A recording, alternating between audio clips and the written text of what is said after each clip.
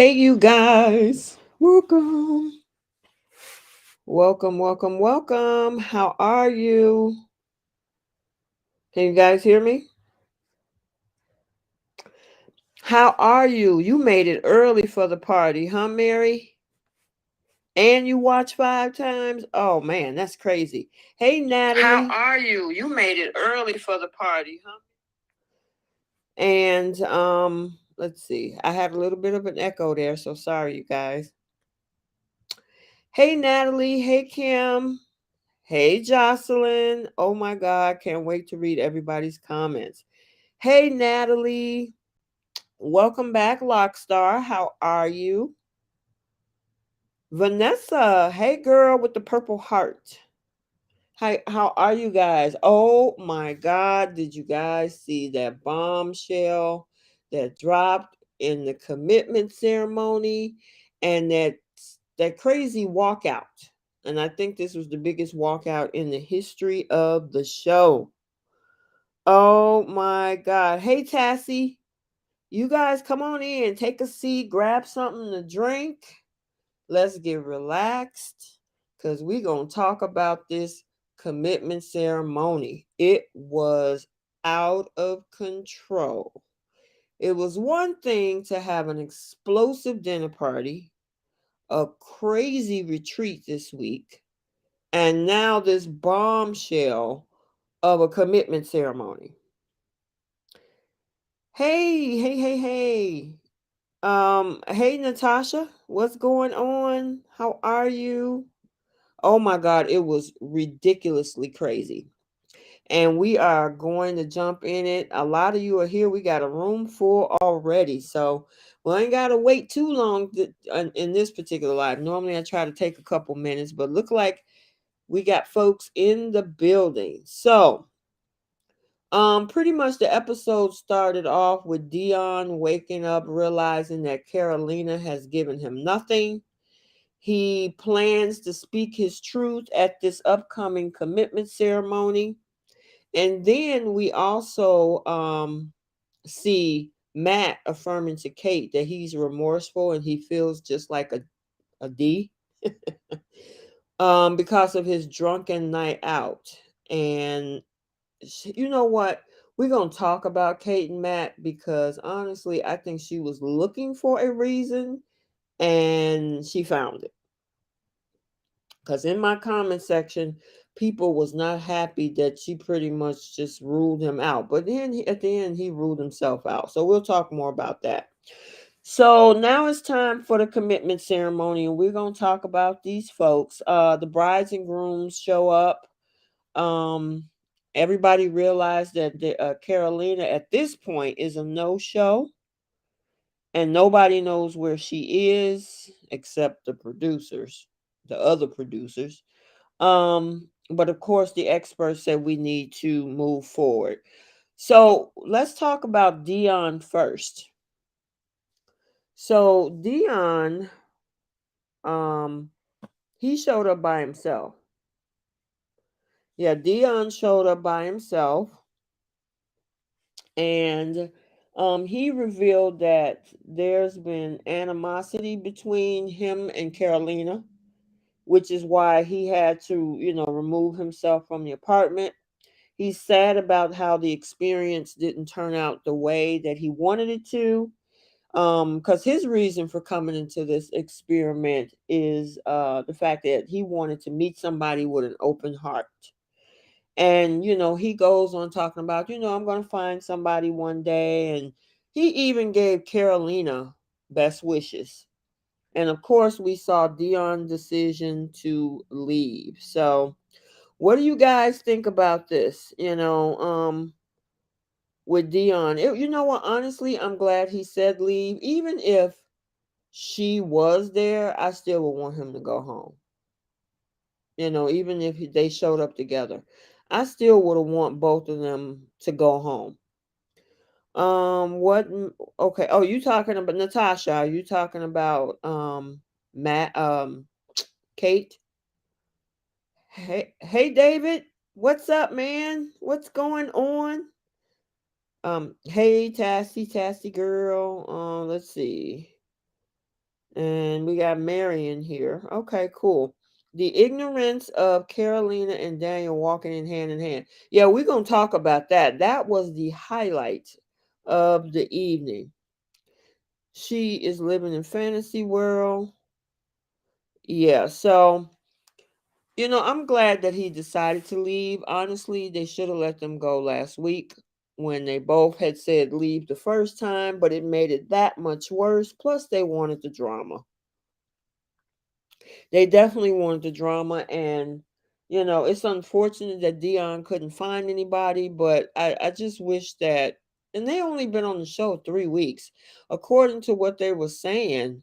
That it's been 3 weeks since the last three couples showed up. So yeah, I was like, yeah, it's time for him to just leave. That girl don't want you. They were trying to build friendships, and then the next thing we heard later is saying that he said that Carolina said that I'm going to be here just to try to make it work. I don't know. It's just so many. It's This whole thing was just crazy. Is anyone really surprised Dion wrote leave? No. Honestly, he should have left last week, Jocelyn. Vanessa says Carolina sat on the couch so uncomfortable, yet she walks in with Daniel. What does she expect? Yep. Quite the show this time. Absolutely, Mary. Absolutely. Dion remind you of your old roommate, Vanessa? If Dion wrote stay, I would have laughed myself sick. Honestly, I gotta give it to um because the other guy in the room was Matt, who I'm glad he kind of woke up, and and he didn't fight it. After all, he's a realist, which I like what he said. Susan said he will have all the women all over him. Yeah, he will. He's not going to have any problem with women sliding into his DMs. There was no eye contact. It was a total mess this season. Yeah, it was, David. A hot mess. A total hot mess. That's exactly what it was. Um, but I'm glad he decided to leave. I really am, because there's nothing there. Carolina has been checked out toward Dion since day one. She's been checked out. And my thing is, why do you keep trying to I know they have a process, but two people have to be involved in the process. So if this woman is making snide comments about the only reason people are with you because of your money, and then there's all these other comments about we're not connecting, we got different, you know, different things that we like to do. I mean, it's just crazy. Okay, so Jocelyn said, what bigs me most is Dion asked to change his mind last week and was denied. But Sam and Al get a 24-hour reprieve. Exactly. How is it? You are absolutely right, Jocelyn. How come you turn around and made them stay? But look at what happened with Brent and Tamara. Was it Brent and Tamara? They're going home, or they're staying too. Ah, it's crazy. Um Lockstar Chronicles, this is another issue about getting these late couples involved. These couples aren't getting enough advice from the experts. I mean, 3 weeks. Exactly. The other set of couples probably have had more like, what, maybe 10 to 12 weeks? And then they only get three? That's not a lot of time. David said the experts should be ashamed of themselves. Only one couple seemed like a good match, but they want to blame the couples. Exactly. Exactly, David. Vanessa said, I feel like Carolina wasn't physically attracted to Dion right out the gate, but when you let strangers pick your husband, you need to be open to all possibilities. This is the problem with these sight unseen dating shows.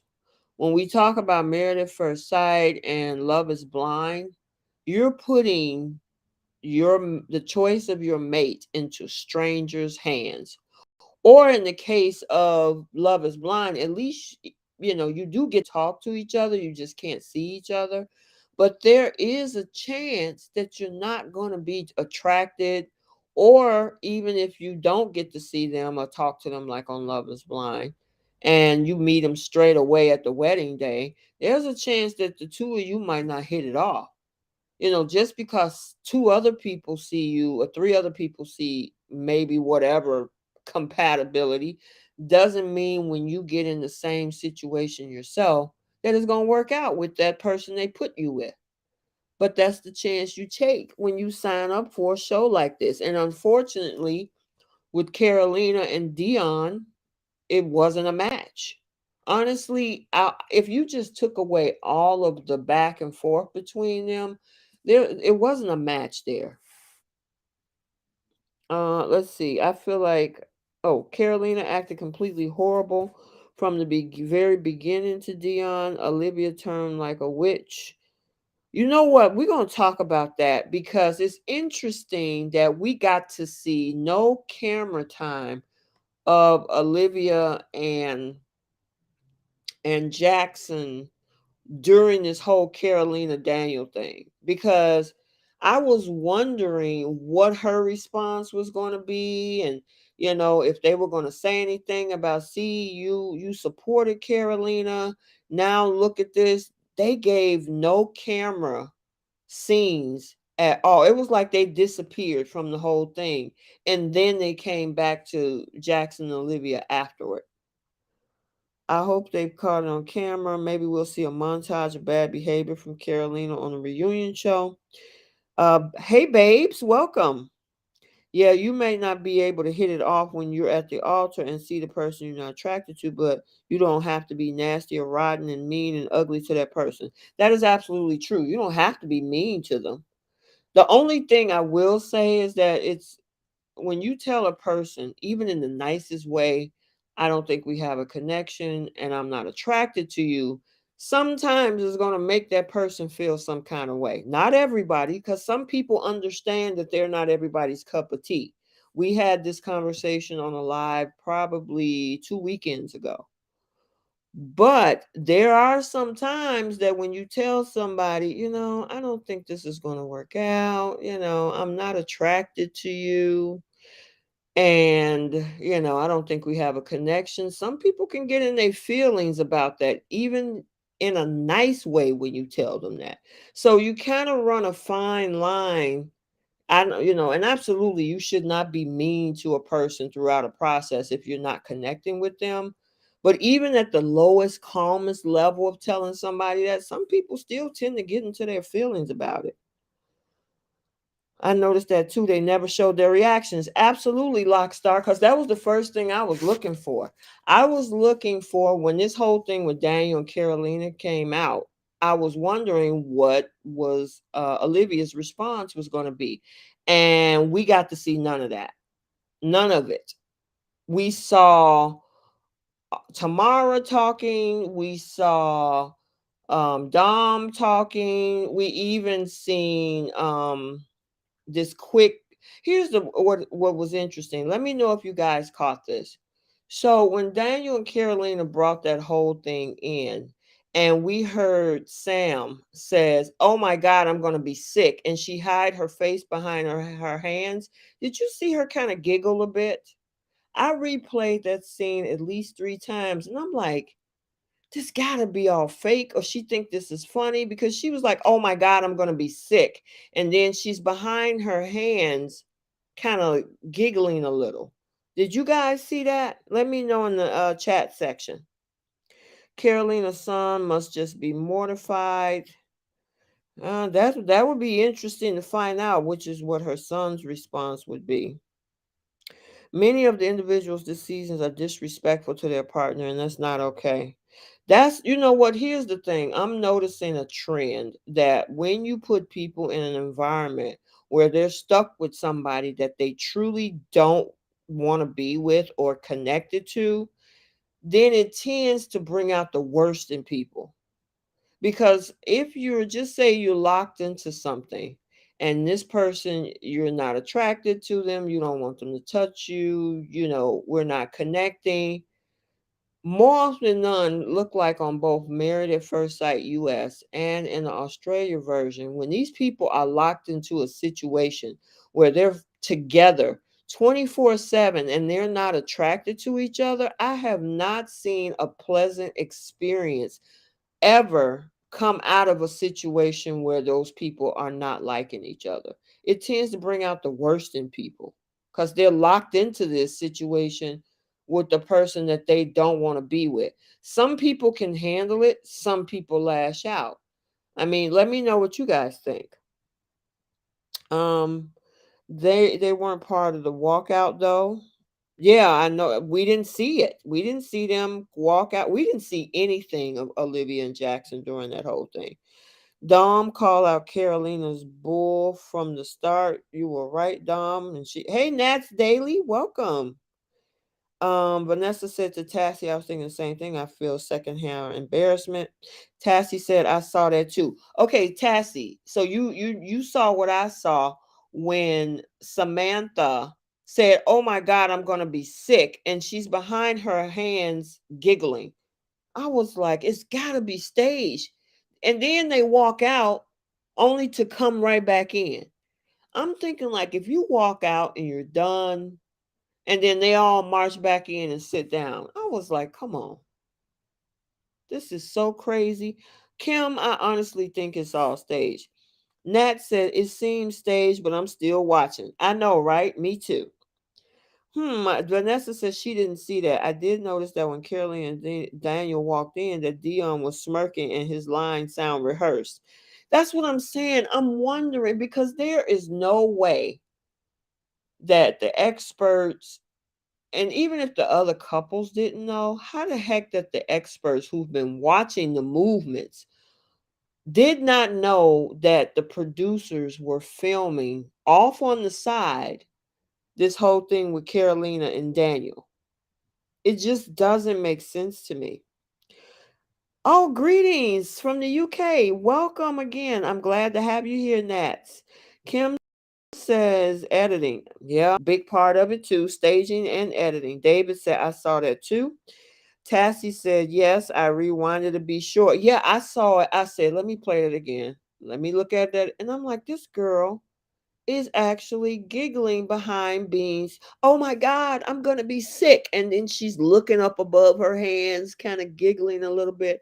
I'm like, that is so fake. That is so fake. Returning from walkout, I suggest to you production reminded the lab rats of their contracts. Jocelyn, that's true. Yeah, you can't go too far, else we're going to get you with the contract. They knew. Of course they did, Kim. Could it be production didn't tell the experts? I don't know because I mean it's possible that part of the production team is like, hey, let's keep this a secret even from the experts because we also want to get their shock value. So that's a possibility. I thought the experts only watched the dinner parties. Well, let's talk about that, Steffi. And hey, girl, hey.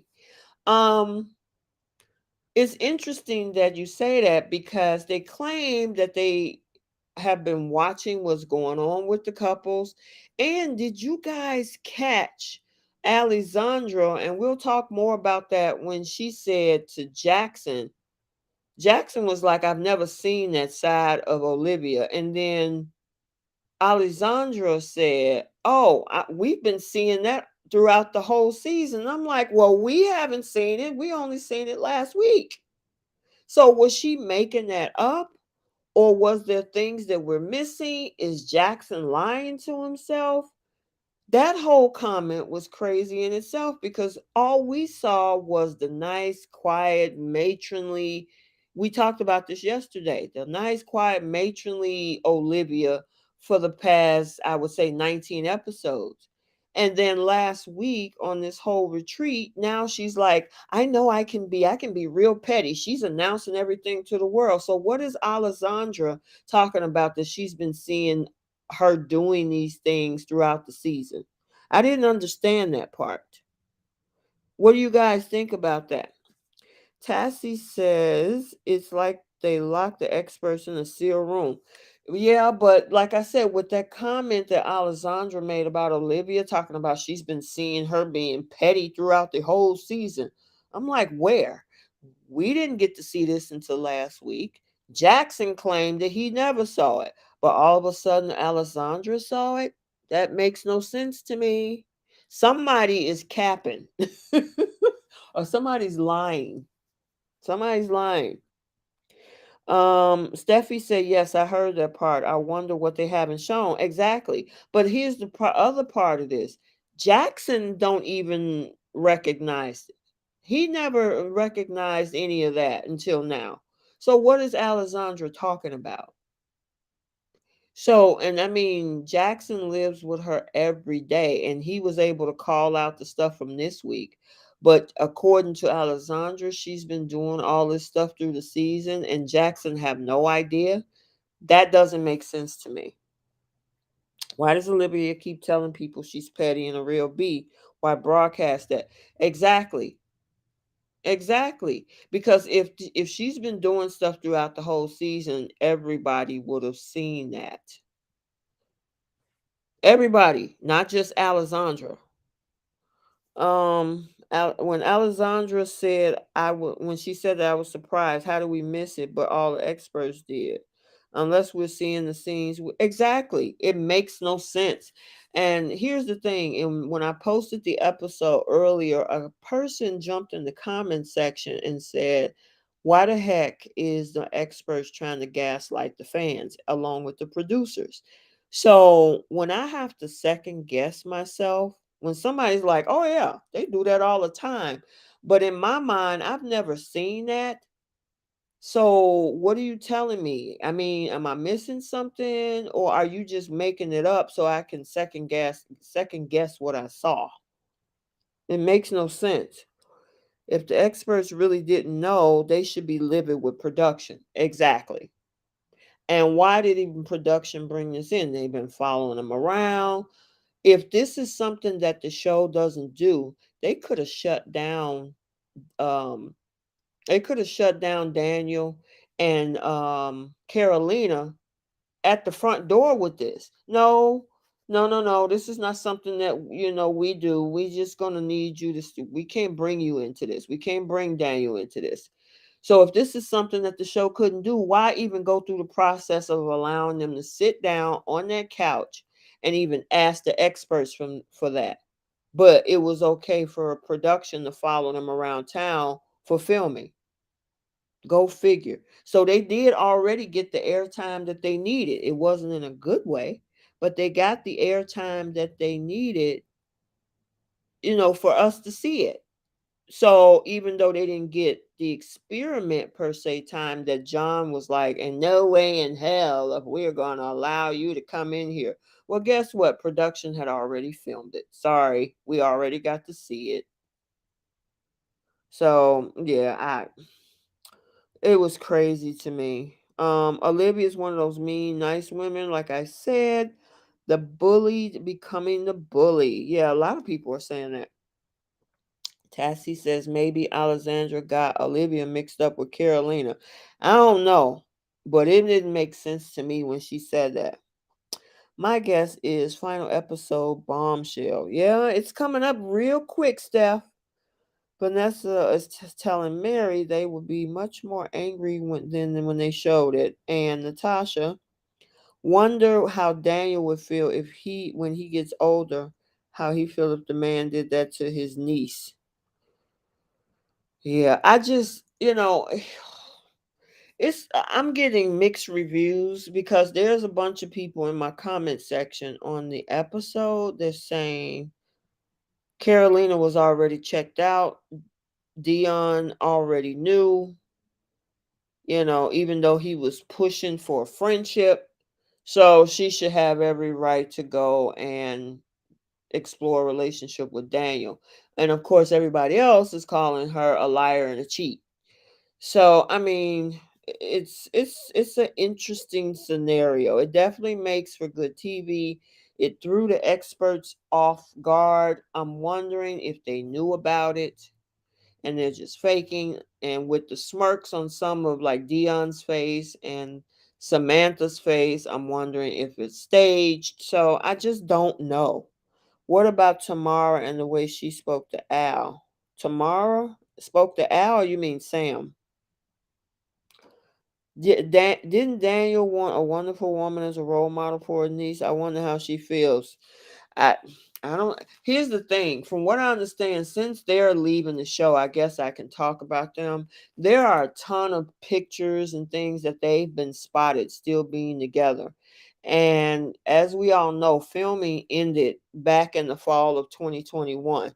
And according to what we know of at this point, because I mean, they left the show officially as of today. So I'm just going to go ahead and talk about them.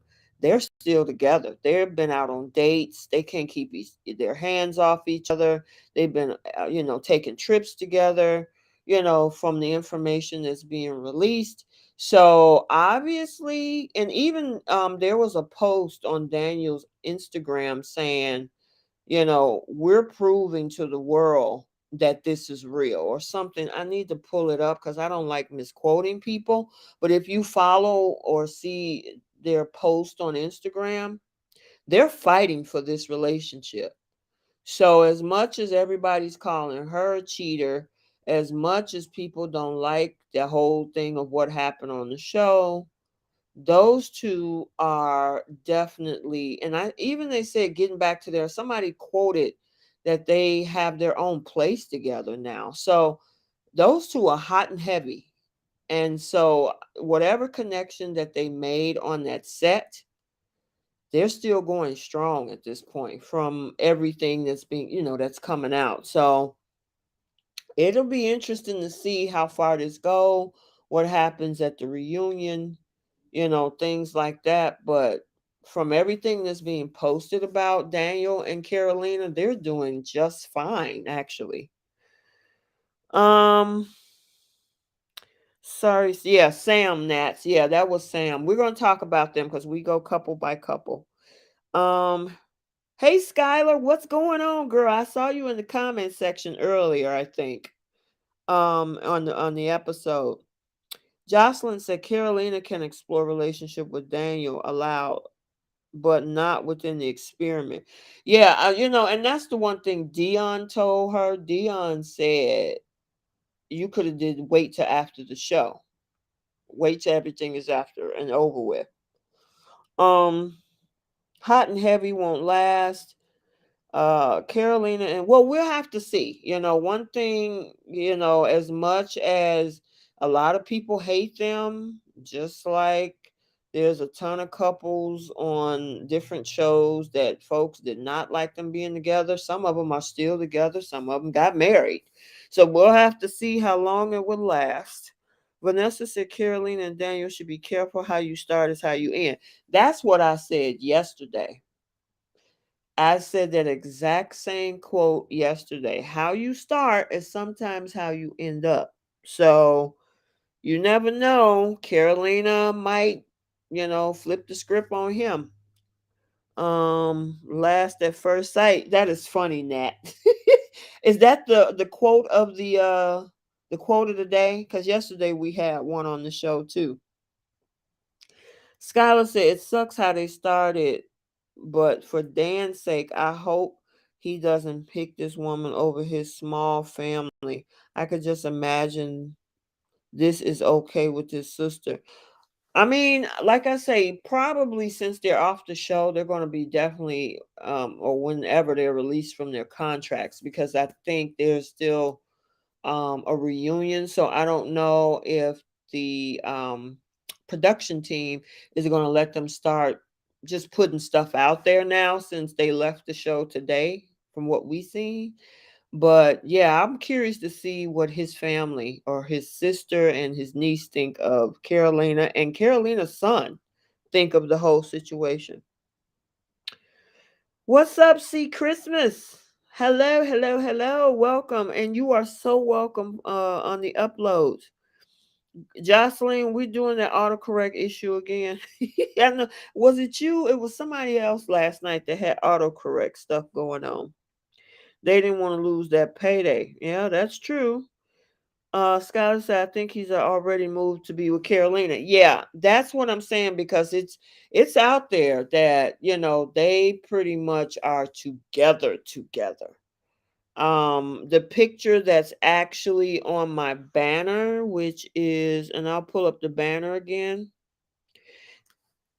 and let you guys see it. But that picture that I put in my banner in the middle, where they're actually, this is a recent picture. I was going to use a picture from the actual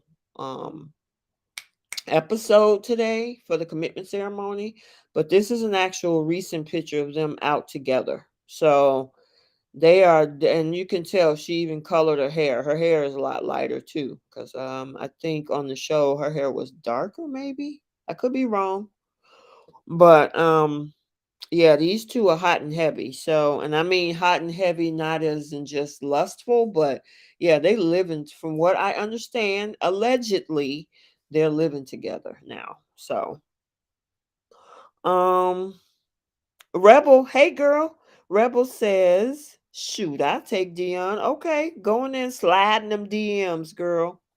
The truth is this: Daniel also felt what Dion felt with just saying leaving him. So, him meeting someone else that he likes is not bad though. They're trying to come back on the show was an issue. Yeah, they should have just left this alone. And my thing is production, if they already knew that that's not okay, they did that for the drama. Yeah, because Jess did leave. Jess was calling on the phone at 1 in the morning, cussing folks out, talking about him and how, and he's in the bed like, oh my God, I hear this girl. It's 1 in the morning and she's just calling me all kind of names and talking trash to somebody about me. So I mean, Jess was treating him kind of like what Carolina was doing to, from what we saw, to Dion. So yeah, I got you on that, Dave. It's like what happened to Inez. Their relationship fizzled out over time. Okay. David, I agree with you. Birds of a feather. They both think that they belong together. I like the video. Okay, cool, Kim. Um, yes, they have been cited several times together. This picture is one of them. Absolutely. It sure is. I'm glad I got hipped up onto some of this stuff. So, I had to get some of these pictures and everything. But yes, this is a recent picture of them. Skylar said last time I saw these two, they were in an airport. Yes, I heard that they were taking trips together, Skylar. Hi, Phaedra. Welcome, Phaedra Marshall. Welcome, welcome, welcome. I feel sorry for Jackson. I feel like as time goes on, we'll see the real Olivia. Well, we saw a little bit of something this past week. It's only about 4 episodes left. So I think they get ready to go visit, or as we, sometimes people call visit the family, hometowns, whatever.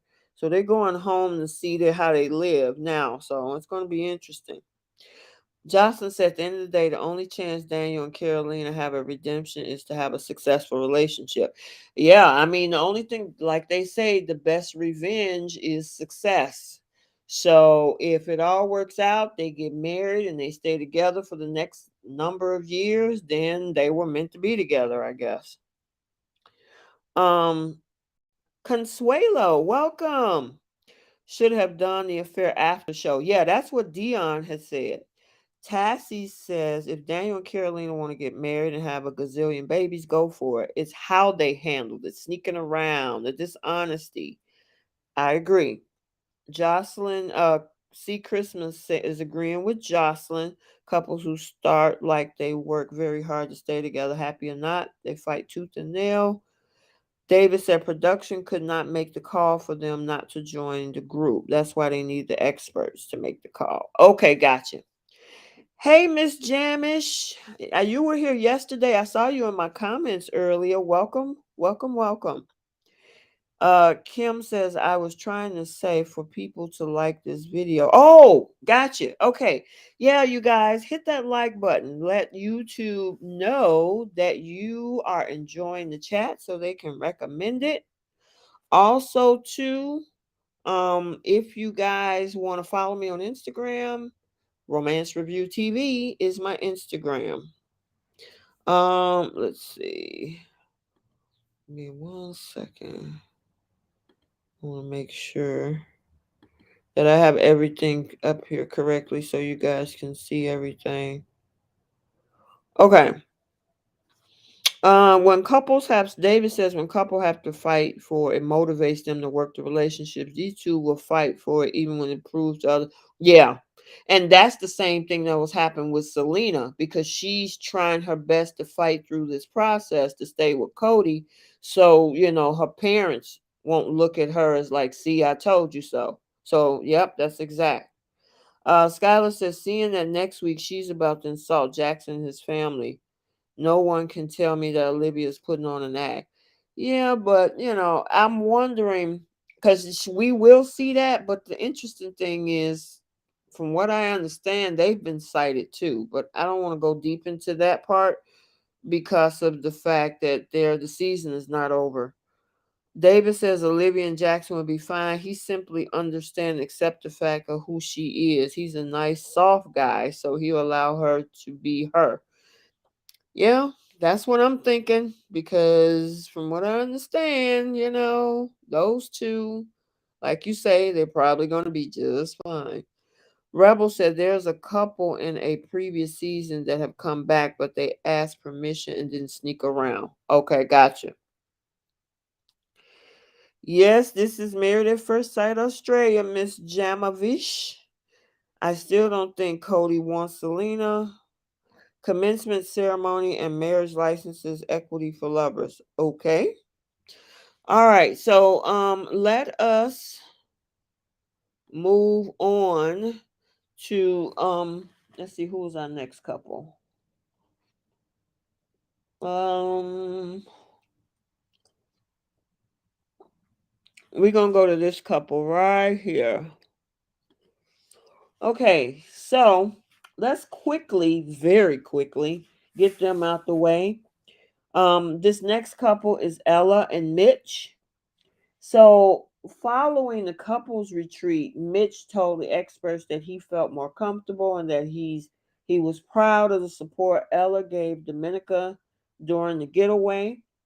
And of course, they are still in the like stage, and they both wrote down stay, accidentally revealing each other's commitment cards. You know what? I had so much faith in these two, and I know I've heard, I've heard.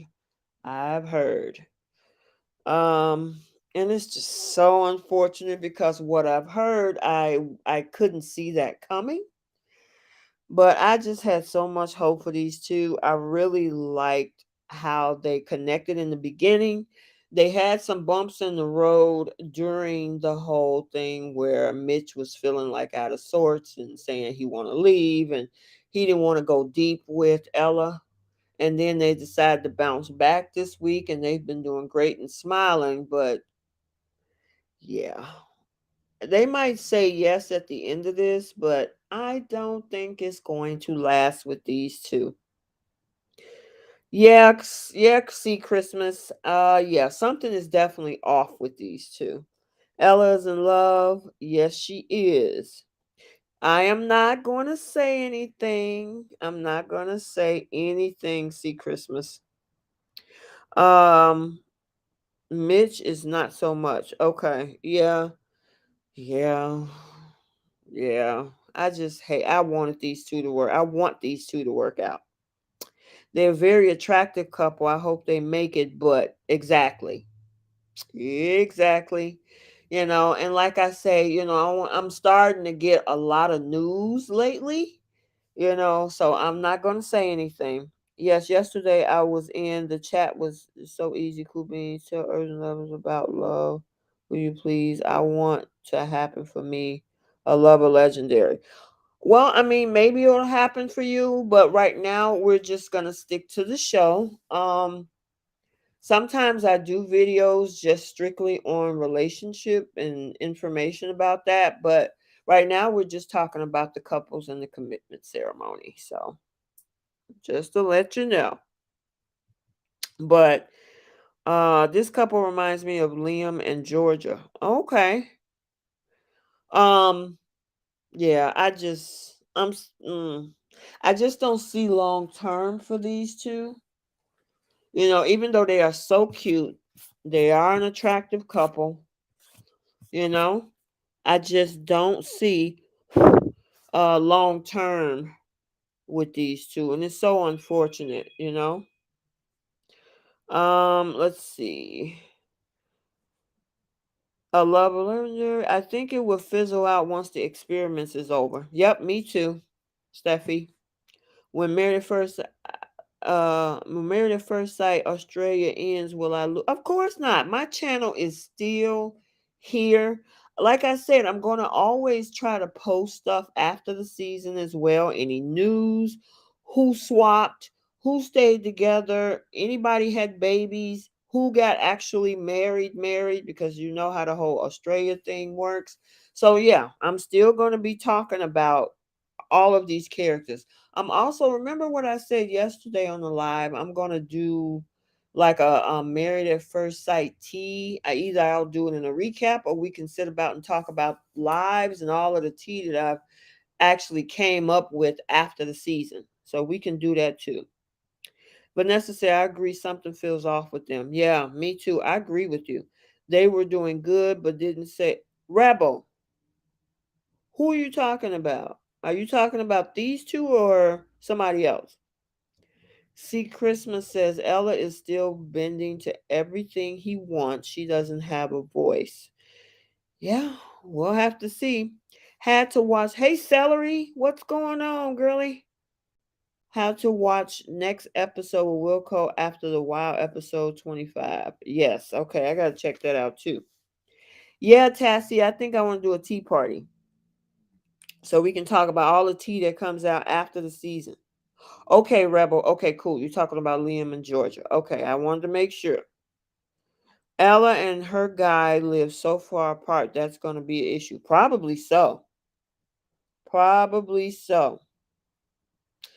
Uh, my date, yes, it was great. We had a good time. We went to see the Spider-Man movie that day that came out in the US, and we had lunch afterward. And we had fun. My daughter, it was busy that weekend. Oh my God, David. It was so much to do. Every time she comes here, we always gotta go somewhere. So yeah, we had a good time. Hey, E-Love, welcome. Oh, good. I'm glad you made it here. We're still here. We're not done yet, so you didn't miss too much. David says Ella is working so hard to make the relationship work. Mitch just enjoying it. They get out in the real world and bro may run. Yeah, it's possible. It's definitely possible. Um Celery said, oh, thanks for the love, Miss Jamavish. Mitch, what that was it, Ella and Mitch. Well, let's see. We did kind of talk about Dion leaving. We did talk a little bit about the whole Daniel thing, but we're not done with Daniel and Carolina, so don't worry. Yeah, it was a good movie. It was 3 hours, David, but it was a good movie. David said, "This beautiful mother daughter time is lovely. Well done." Yes, and actually, I'm probably going to fly out next month, and we're going to do skating and stuff like that. So I'll probably go down and see her next month. Runs into the arms of Kim. Don't say nothing. Yes. Dot dot dot dot. It does feel that way, but I hope Mitch comes around. I hope so too. Phaedra said, I'm kind of hoping the wife swap is true, but I like Brent and El. Listen, Phaedra, Phaedra, no tea spoilers, anything. We have a ton of folks over here who don't like spoilers, so we don't do spoilers in the chat. Um, Hey friend, what's up? Oh, you're talking to Celery. Okay, Elove said, I think Mitch and Ella will work out as long as Ella don't lose herself in a relationship. Well, we'll definitely have to see. if that's going to work out after the season. I do think they probably might say yes on the final, decision day. But the question is, will they remain long term after the season is over? That's where I don't think it's going to, whether or not it's going to work out or not. We'll have to see. But, I had so many high hopes for those two. And yeah, we'll see. Tassie says, "Ooh, Phaedra, you in trouble now." See, I know Christmas is gonna come for you. See, Christmas does not like the spoilers. Hey Debbie. Hey Debbie. My favorite thing about Married at First Sight Australia this season will be proven right about Olivia. She's awful. Um, let's see. Hillary Jane. Hey, how are you?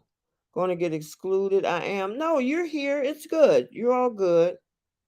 I don't take decision day seriously. It's all about the reunion. Tell me about it.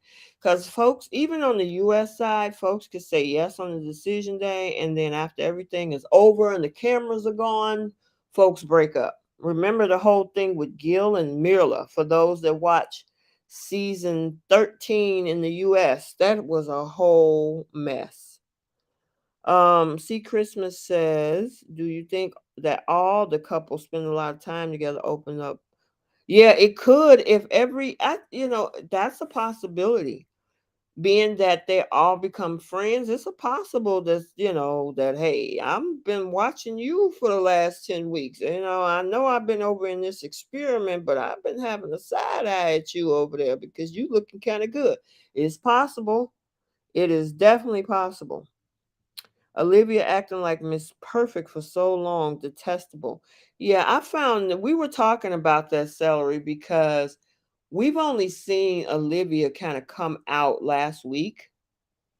But then for the first 19 episodes, she was this quiet, timid, didn't really speak out type of girl. And her and Jackson was always the perfect couple.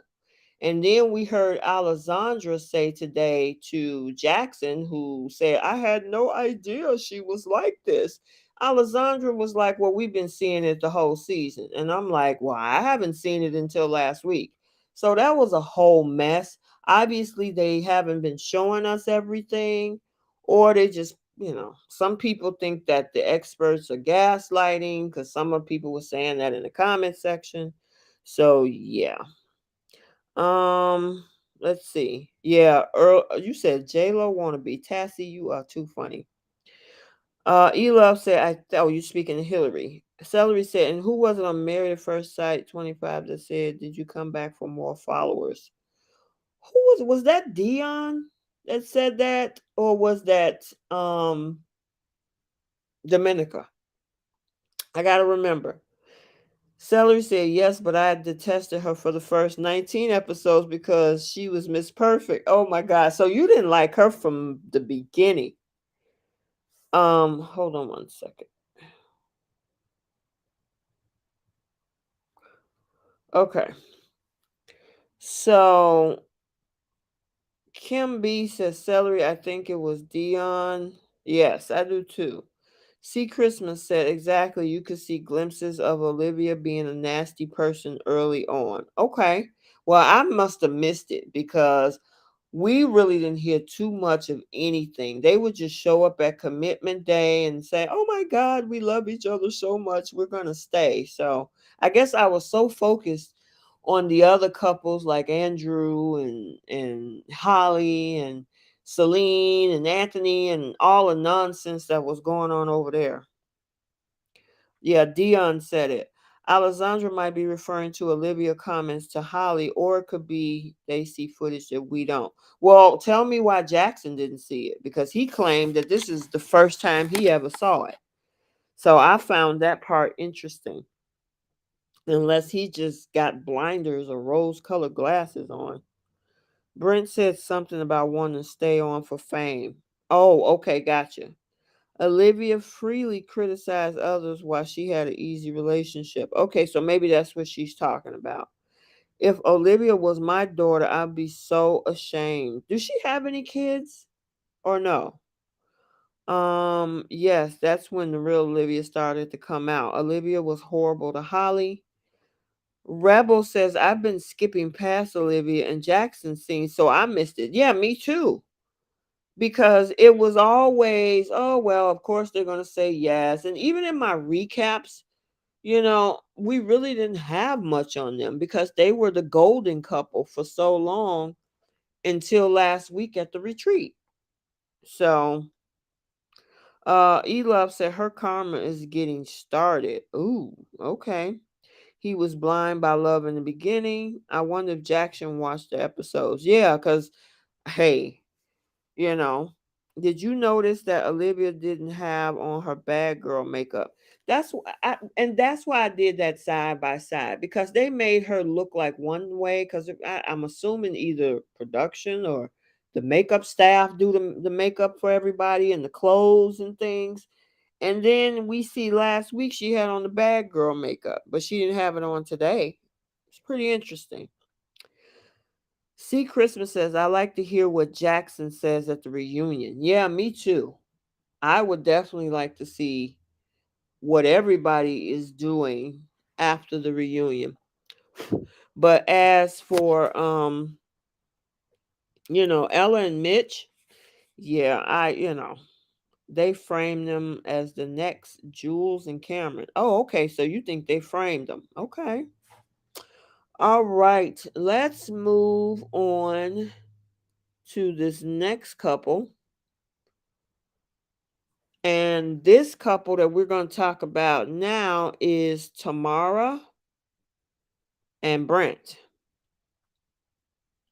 And I didn't understand this thing. They pretty much been cold to each other. They were fighting at the retreat. They haven't spoken since the retreat. But other people in the group said that, Brent had genuine feelings for her. She wants to feel the exact same way, but she's not sure that, she does. And then, of course, we saw Tamara opening up on her doubts about the relationship. And then when she talks about those doubts, Brent was like, this is the first time I heard her say stuff like this about doubts. And he said that he wished he had the knew the night before because, he probably would have changed his mind because he wrote stay, whereas Tamara wrote leave. But of course, that makes both of them end up staying. I'm so over the two of them. I'm like, I don't understand why Brent is staying. This girl is clearly checked out. Y'all been fighting. Y'all haven't spoke since the retreat. She already told you, that, she's not into this thing. And these guys are writing stay. I just don't get it. Christmas says, oh, wait a minute. We got other comments up here. Debbie says Jackson was backing up Olivia when they were demanding that Holly explain herself to them. Oh, yeah, he did. Yep. Christmas said, I like to hear what Jackson said at the reunion. Yes, they framed. I did talk about that. I'm sure Jackson has now seen the photos of the cut up dress. Probably so. What is his reaction to that? Olivia looks like double personality, but the mental kind? Yikes. Yeah, we saw two sides. Tamara lies on the couch. Yeah. Did you see Tamara sitting next to Dion? Yes, she was definitely consoling Dion, right? Tamara can go. Absolutely. I want her. She's done. I mean, it was one thing that started out crazy from her criticizing Brent about how to cut that wedding cake from day one, or as Jess said, day dot. From day dot or dot day or whatever she said. But from day one, you know, she has been over the top. And then they had some nice moments, and then they get started all over again. And then she tried to flip the script and make him look like it was his fault. And that's when he was pretty much over it. They had their little VIP passes thing with the parents. That whole thing had her looking like a deer in headlights because they didn't like how she was talking to Brent, even though he ended up standing up for her. And then that card came in this past week calling her Mrs. Vitello, and she had a problem with that and she checked out. Yeah, so Tamara can go.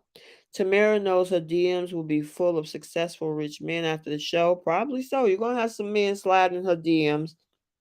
Tamara is terrible. She led him on. Yeah, now this is a situation. Okay, so let me ask you guys this. Do you think Carolina led Dion on, or she pretty much was just cold to him all throughout the whole process?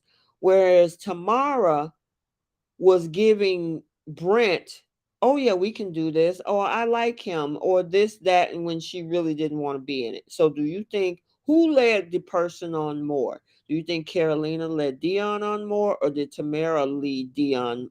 I mean, lead Brent on more? Let me know your thoughts. Brett never been Tamara's type. Yeah. Since they left the show, can I say what I heard about Tamara? No, Mary. See, Christmas is gonna come after you. Um, yeah, I mean, I've seen some things, but I will not say. We'll talk about it on tea time.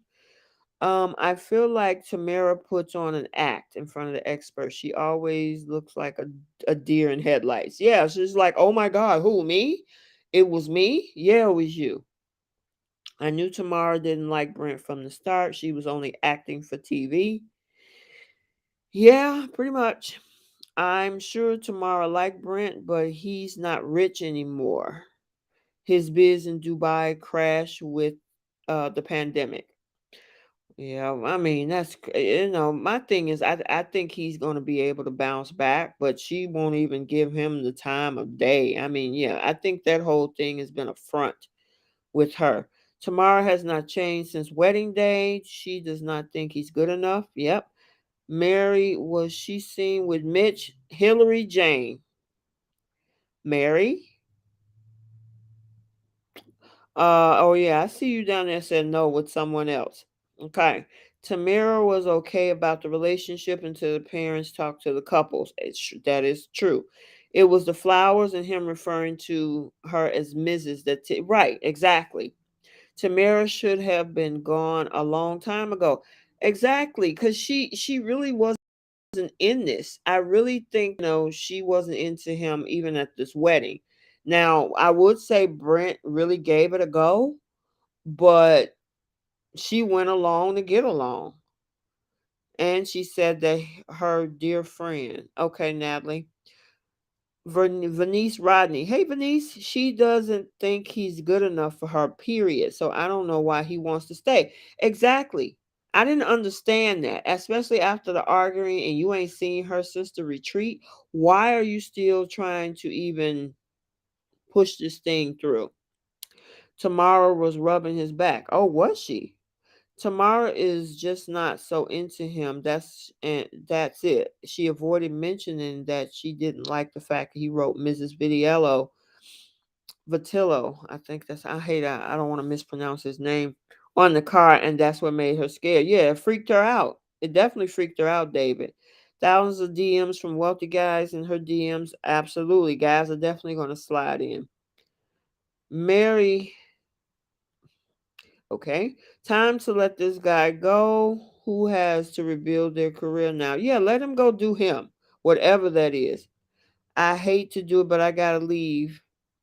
Who will miss me? I will. You're popping in and out, girl.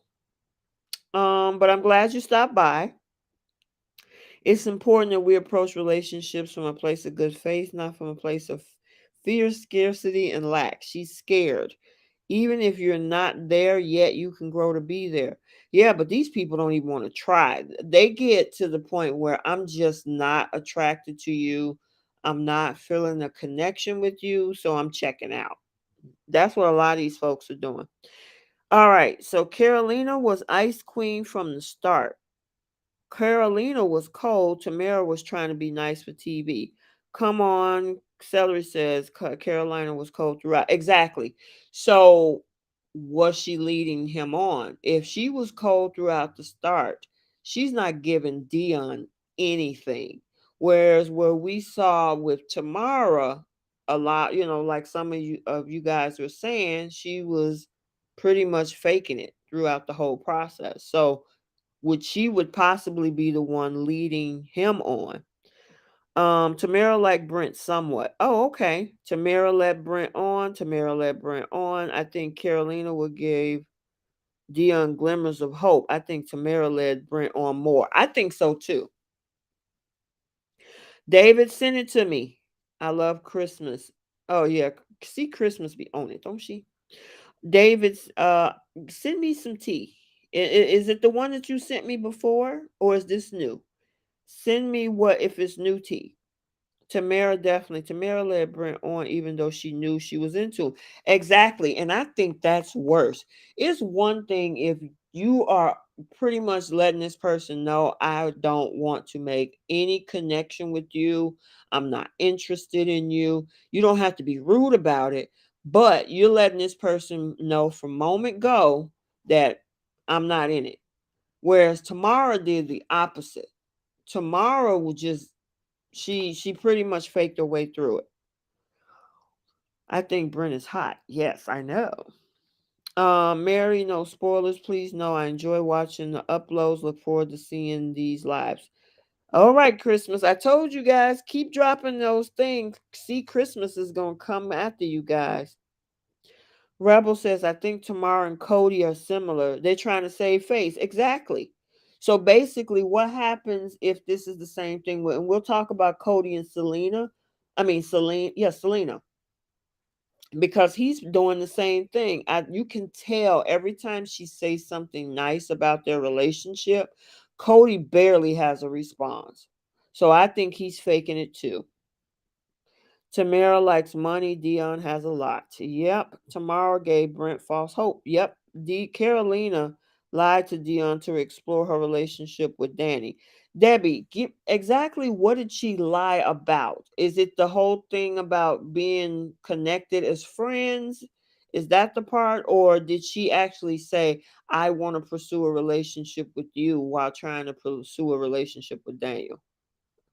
Um, Debbie says, that's why I asked Christmas. Oh, okay, gotcha. Tamara didn't like the fact that Brent let her run off. Yeah, you're right about that. Brent is not gonna let that girl manipulate him at all. Carolina was at least straight from the start that there's no connection between her and Dion. Tamara, on the other hand, knew she didn't like her husband. She asked and gave him face hope. Exactly. Me too. Sorry. Gotta look in on the elder. Oh, go ahead and do your thing. We'll see you around next time. No worries. No worries. I did. I already did, Kim. I blocked her. I did. DI4J. Hey you. How are you? No, Dave. Oh, it's a different one, David. Okay, send it to me, please, pretty please, with ice cream and sprinkles. Send it to my email. You got my email address, so let me know what's the deal. I think Tamara hates herself for liking Brent because she thinks he's beneath her. You know what? I honestly think that sometimes the way she looks at him is that she looks down on him like he's not good enough. And I think that conversation came up last week. Celery says, I don't think Tamara was faking it. I think she liked him a bit. They had fun as friends. Yeah, but this dude had hope. So he thought that's why he called her Mrs. Vitello because he see her more as a wife in a relationship, not just as friends. So somewhere along the line, Brent picked up a whole different message from her versus them trying to be just friends. Um, I love Christmas, but they need to leave the chat. I want spoilers. Be Fly Nick. Follow me on Instagram if you have it. My Instagram is Romance Review TV. If you slide in my DMs, I can tell you, what I know.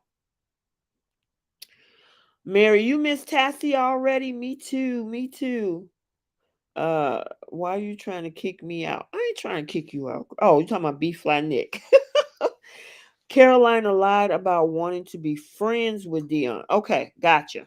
Gotcha. Okay, because I don't think she ever related that she wanted to explore a relationship with him. So yeah, she lied about the whole friendship thing. I would have fun with Brent too. Go ahead, Debbie. All right. To Mary, that's so nice and funny. Okay, now I'm going. See you soon. All right, see you later, girlie. They had fun. Yeah, they did. She definitely had a good time. But somewhere along their connection, Brent picked up as them building a relationship. Um, so what hope is his problem? Oh, okay.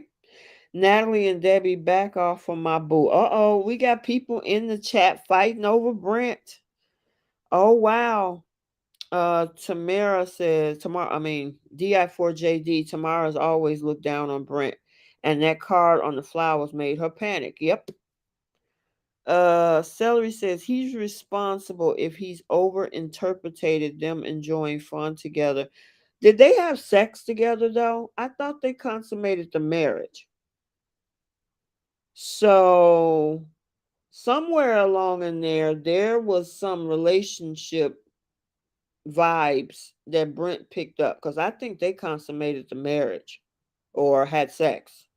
Whereas Dion and Carolina barely even kissed or touched each other. She couldn't get to Daniel fast enough. Kim B, I'm willing to share Brent. Oh my God, y'all got a whole nother thing going on up in here. I just picture Brent as my brother of my book boyfriend. Okay, Steffi, I do follow you. Okay, good. So just message me in my DM and then I can tell you what I know since you follow me already. Brent is cute. Yeah, he is a cutie. He's a cute guy. Yes, they did. Hi. Hey Shamanda, what girl? I saw you in my comment section earlier in the episode. Yes, we've been talking about a lot of stuff. So what? Consummated marriage doesn't mean wedding bells. Well, I mean, they shouldn't sign up for married at first sight. I mean, they came in under the premise that they were going to do married at first sight. Got dressed up in a wedding dress and a suit and cut cakes so yes, they had fun in a friendship way, but we got to see why, because obviously he wants to stay, which at this point doesn't make sense. Now at this point I'm like, really, Brent, why do you want to stay here? That girl has checked out. She don't want to be with you. Let him go. Debbie said Brent laid the pipe with Tamara and she hates it. It was that good. Oh my goodness. Debbie, you are too funny. You guys are hilarious. Yeah, I don't even see this week because they get they he gets another week with Tamara. I ain't feeling it. I don't think this ain't going nowhere. She wants to go home. She's ready to be checked out, go back into her life and do her thing. Brent said stay, which now forces her to take on a whole nother week. So Tamara can consummate it and have fun without saying yes on decision day. That's true. Kim says he is looking for more followers. Ooh. That would be a good point if he knows that this girl is checked out. Because here's the thing, when these two decide because they're not gonna work. Women are probably sliding in his DMs as we speak. I think Carolina was scoping out the husband's first dinner and saw her chance with Daniel. Yeah, remember we saw the episode where they were sitting back talking to each other in the corner by themselves and they was like Daniel said, "Your type, you're my type," and if you ever and we saw Carolina say, "If you need somebody to talk to, I'm here for you," because of the whole thing with Jess. So yeah, they definitely were scoping each other out at that dinner. Tamara's friend has probably told her she got hundreds of in her DMs. Probably so. Can you imagine if the grooms were acting as self entitled as the brides in these series? I know, right? It would be scary.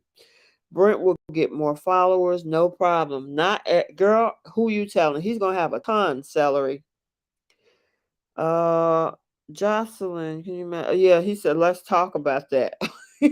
How about we talk about our next couple? So the next couple we're going to talk about is this couple right here, which we had kind of alluded to as somebody who is leading somebody on, and that is Cody and Selena. So, according to Selena, they had a good week. She was ecstatic about the fact that Cody has been showing more affection and empathy towards her. Cody reveals that he's progressing from like heading into the feels, FEELS, which is apparently higher on the scales of love, I guess. And Mel kind of clarified that one for everybody. Selena feels the same way, and they both decide to stay in the experiment. Here's the thing about empathy: is one thing if you show affection, but empathy is something that you have to inherently have. And he said clearly himself in one of the dinner parties, I am cold and I am not an empathetic person. That is something hard to cultivate, and most times people with no empathy falls into a sociopathic type of situation. And I'm not calling him a sociopath because I'm not one of those armchair psychologists who's on social media. They don't pay me the big bucks for that. But when a person says, I don't have empathy or they lack empathy, that is a huge red flag. And for him to now turn on his empathy, I don't know about that. And then in certain circumstances, when she's all excited, talking about the relationship and different things, his responses are so lackluster. It's like, yeah, yeah, yeah, we're together. Yeah, we're happy. It's not over the top like he's really feeling it. Okay, let's see. Um Debbie says Brent is done with her because he didn't show up for a joint appearance with her on Channel 9 Morning News. Okay, thanks a lot, Debbie. Another week is not going to make a difference. No, they don't even live in the same apartment. You are absolutely correct, Venice. That's a good point. Cody saving face and Selena buying it. Yep. Kim says she's also in love. Absolutely. Phaedra says, do you think if the walkout wouldn't have happened, the experts would have let DC stay? Daniel and Carolina? No, because then they would have to answer to a lot of things. Because they walked out, but they turned around and walked back in. It's not like they walked out and they left the experiment and say, forget this crap, this is fake, how could you do this? They walked out and they walked right back in. So I think they were just going to say no anyway. Cody is really just not an affectionate person. Yeah, and it's one thing to not be affectionate, but empathy. Empathy is huge when it comes to identifying personality types. Celery said, or Cody realized he could learn a lot to get ready for his next partner and he's trying. I hope that's the case. I'm hoping that Selena is only here to promote a business. Cody doesn't deserve her. Yeah, I need, Cody is just, I think he's just buying time to get along and get through this experiment. And it's so unfortunate for her because she really likes this guy. Selena is so sweet. I feel sorry for her because I don't think Cody is sincere. I agree, DI4J. That's right, David. He was so cold. He might be practicing now. Yeah, he said he was a cold person. He said he was not an empathetic person. So for him, though, it's over the top. It is. Lockstar Chronicles, Selena is heading for heartbreak with Cody. That koala bear story of cuddles that she gave, he did not look like even exactly. That's what I was talking about, Lockstar Chronicles, where every time she kind of say something about something sweet or cute about the relationship, he was just like, yeah, okay. It just he was like, what are you talking about? Exactly. Selena wants this relationship to work, but really don't have yeah, I don't either, Venice. She has a rude awakening ahead. Yep, I totally agree. When these cameras go away and he's out of the limelight and everything dies down, because remember, they got to go meet each other's families too. So I'm wondering how that is going to work out. Debbie says the experts don't care that the lab rats don't. Oh, wait a minute. The experts don't care what the lab rats do. No? Okay. Production told John what the decision was going to be regarding letting the. Okay, so the production had the call. I don't think so, but let's see. Spoilers suggest. Okay. Steffi said, I don't ever really notice Cody either. He kind of just blends in. I know, right? Celery says if Carol Liar had not been so cruel, she would have had a better chance. Yeah, that's true. Jocelyn says to Phaedra, I believe the walkout would have been permanent, or they wouldn't need security for the Wow. Yeah, I mean, that's why I just don't know if all of this is staged or were they actually truly pissed off. I feel bad for Selena. She is so open to love, but this ain't it. Yep. Cody's stepdad confirmed it on the screen. Yeah, Simone, you talked Shamanda when when they were at the VIP thing. Are the families coming on tomorrow? From what the previews look like, they are going to kind of check out each other's lives and families this week. So we'll get to see. Debbie says the garbage at Cody's house looked fresh. Check the banana peel in the trash. It was yellow. If they had been in the experiment for weeks, that place would have been rank. That's true. Maybe they staged it that way. See, that's what good eye on that one. Good eye on that one, Deb. Celery says check out Wilco's interview with Daniel. He's all about building up his IG followers. Oh, okay. Will do. Will do. But as for Selena, she is setting herself up for heartbreak because this guy was not interested in the beginning. This guy is not an affectionate or a empathetic person. And as much as he probably got a lot of flack about him not being with an Asian woman and not liking her look, he had to do damage control after all of that. And the way to do that is kind of fake it till you make it.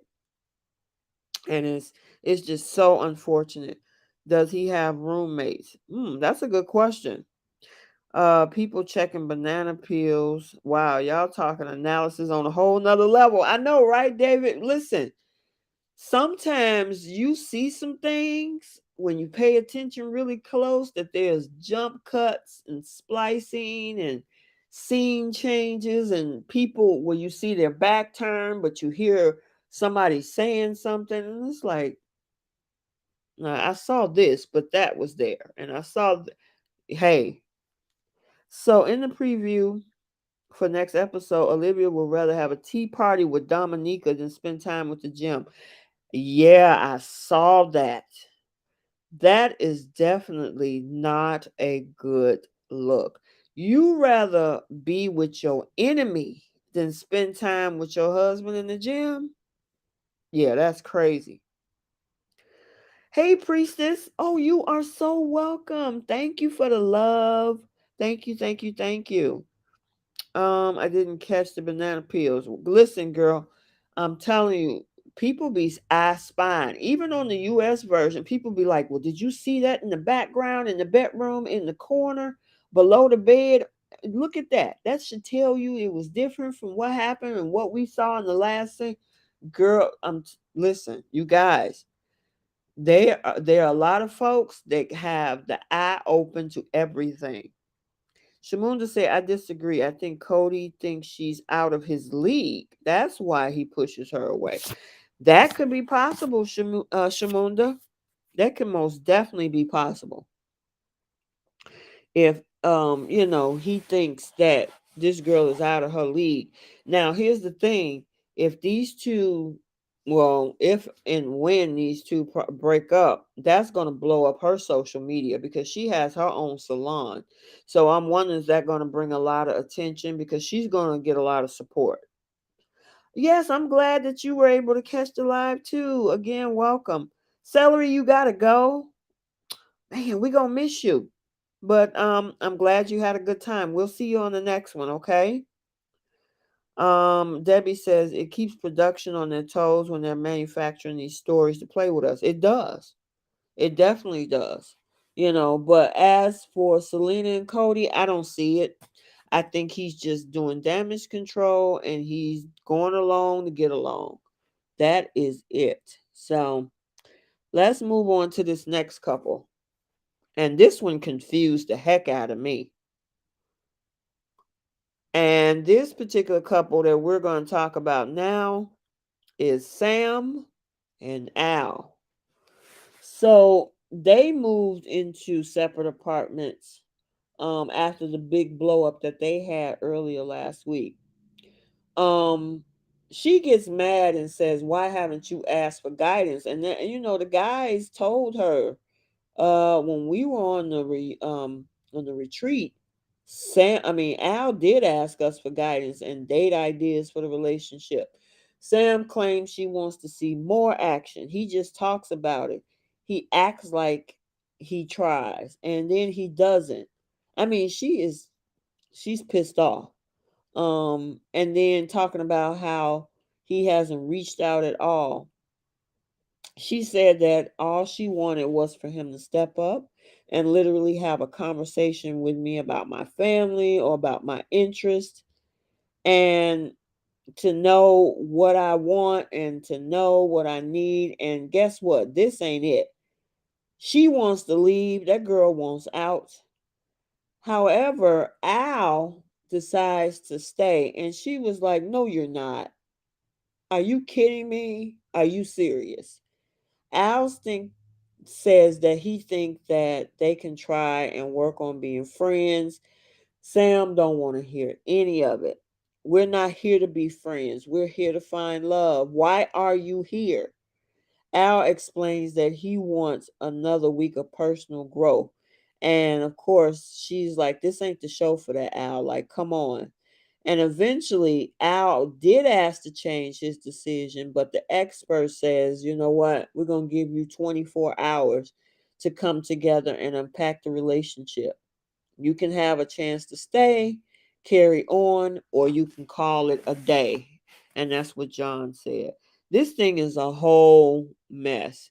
It just looked too weird in this situation that after all of this, you know, they have Al, well, not they, but Al wrote to stay. Clearly, this girl is just checked out. She's done.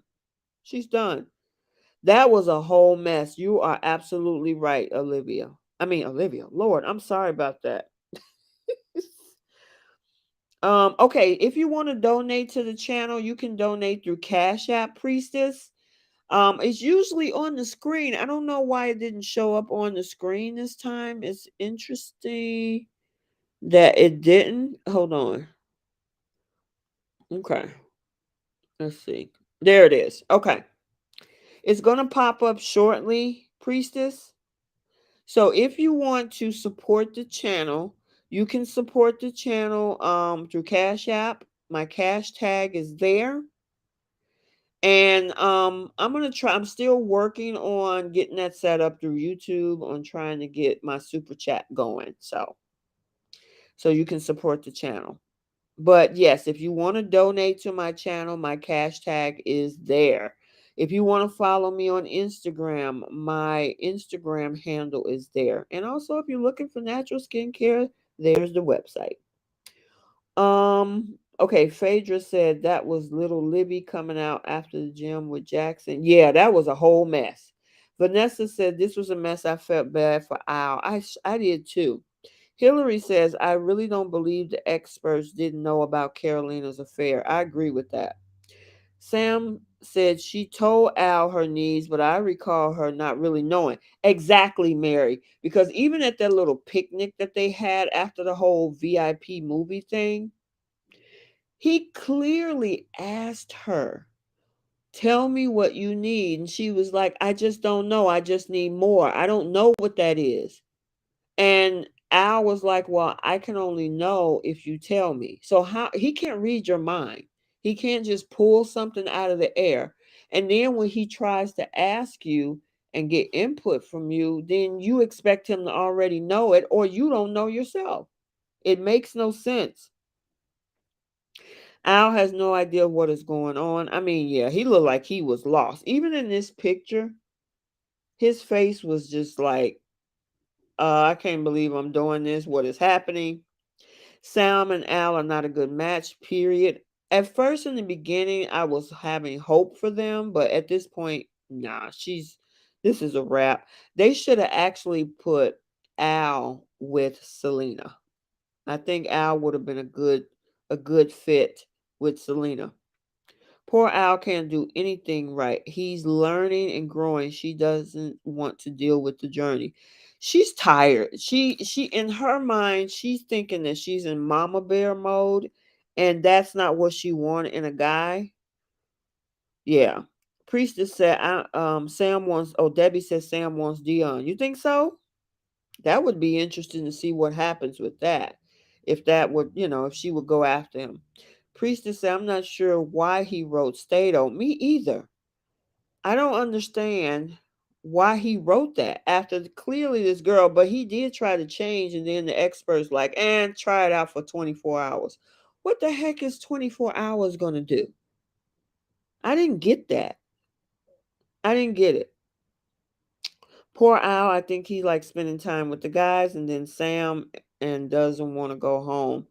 Yeah, I mean, that's what they're saying. Like Alyssa. Alyssa wants to stay for the experiment. She's actually still hanging out on the rooftop of the buildings where the other couples are still going through the process during filming. So yeah, she don't want to cut the cord and let go. And maybe that's what Al is doing. Why don't she just walk? If she's so exasperated with Al, cut your losses and bounce. That's what I would think. I mean, Jess didn't even give it a second. She was like, I'm out. And then I think that happened with Selena and Anthony or one of the other couples. They were just out the door. Rebel says, I think Al means well, but this is the wrong show. He should have been on Love Island. I don't know why Al is there. Again, yeah, Christmas. He should have been on Love Island. I call BS for John giving Sam and Al the 24 hours. Me too. It just doesn't make sense. What 24 hours going to do? Because they made Mick stay with Jessica for weeks and while she was cheating with Dan. It's just crazy. David says, Al crazy. The lady wants and need a grown, mature man who's a leader, not someone who wants to do personal growth on a marriage. I That makes sense to me. David said, haven't you learned enough? Heck, now know how to use the washing machine. Yeah, why are you staying on here for friendship and personal growth? You're supposed to be connected and being in a marriage. So yeah, it wasn't a good look. Sam can be a drama queen, yeah, especially when he tried to talk to her calmly in the apartment and she just went off.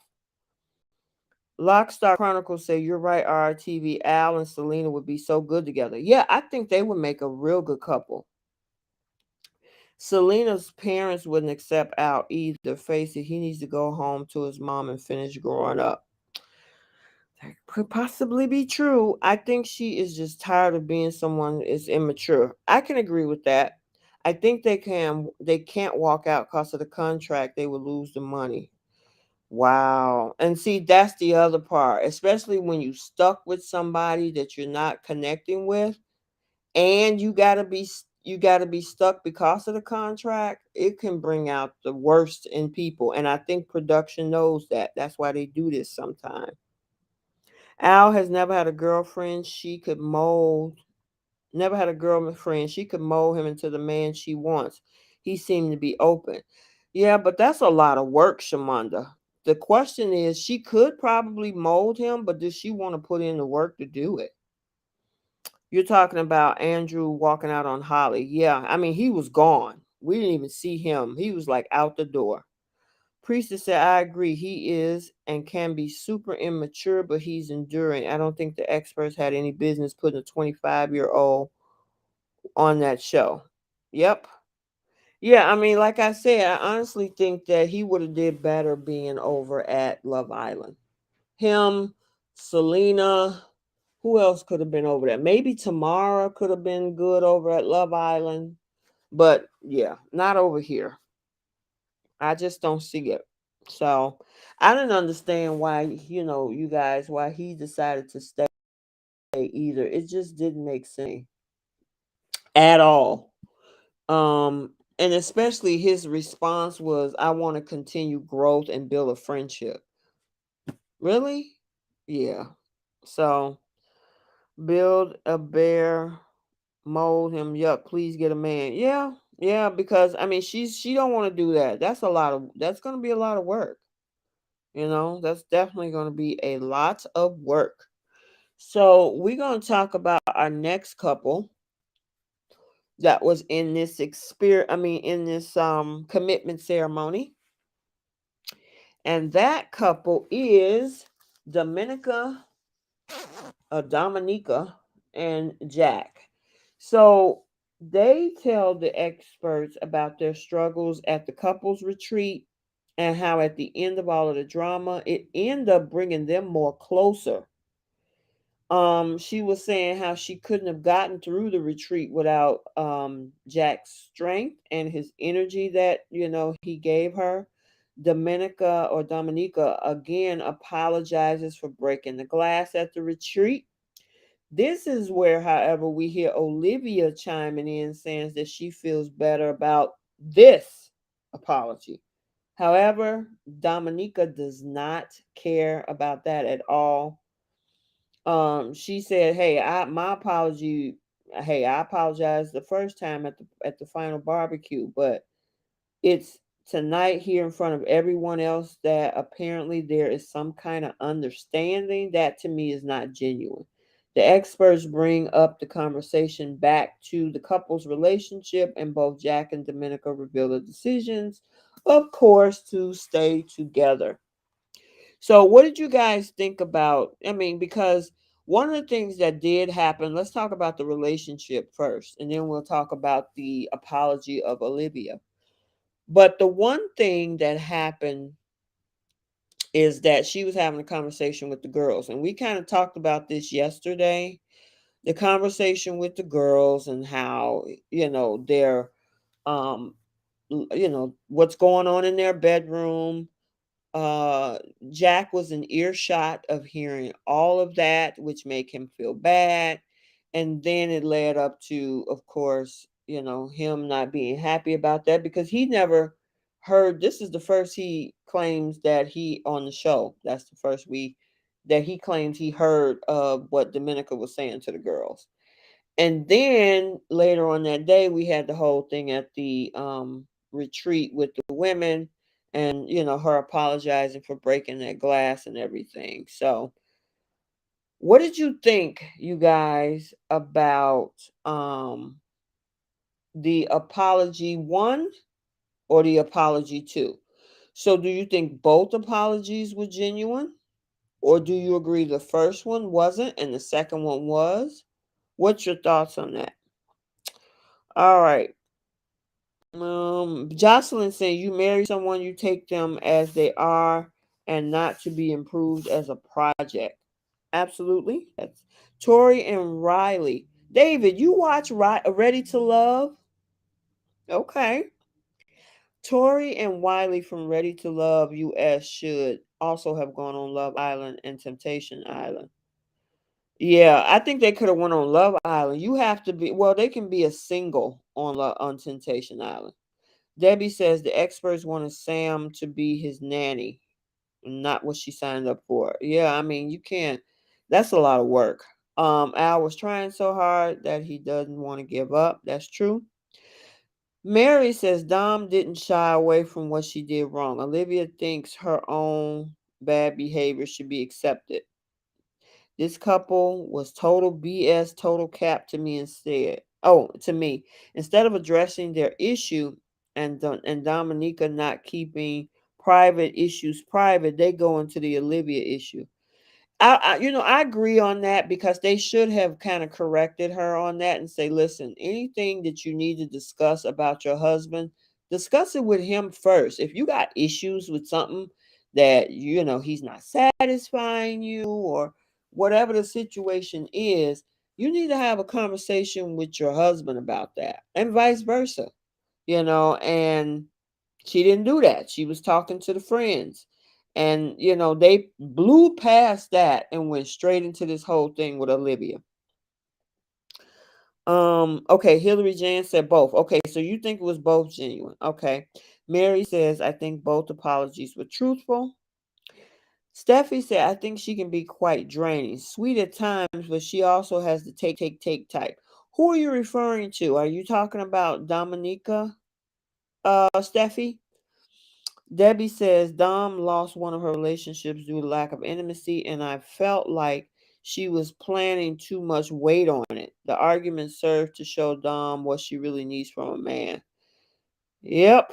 The experts didn't talk about Dom and his sex. No, they didn't.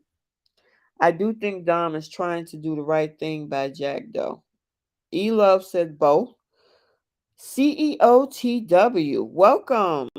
Dom has been apologizing sincerely from the beginning. That problem was Olivia.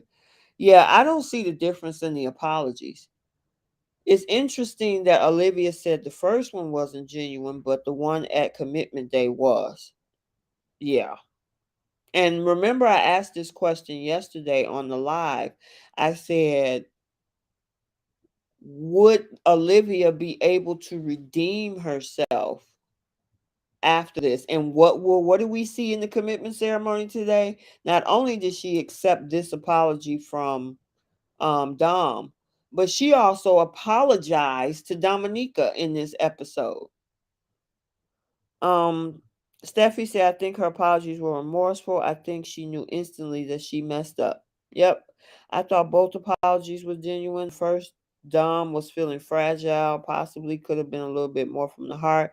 Now, I will say that glass breaking, I'm not cool with because, whether she was sincere or not, and I know she was pissed off at Olivia. Glass fly anywhere. Could have flew in somebody's eye. It could have flew in somebody's food. They didn't even address that either.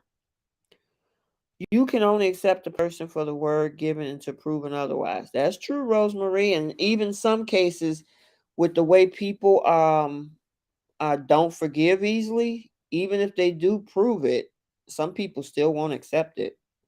The dinner party apology was more thought out though because she was mindful of how Olivia took it first. Dom, yes. Okay, gotcha, Steffi. Gotcha. Olivia tried to make out that she was waving glass in her face. Yeah, she lied about that. Because somebody did a recap, and I forgot the name of the YouTube channel of showing the clips.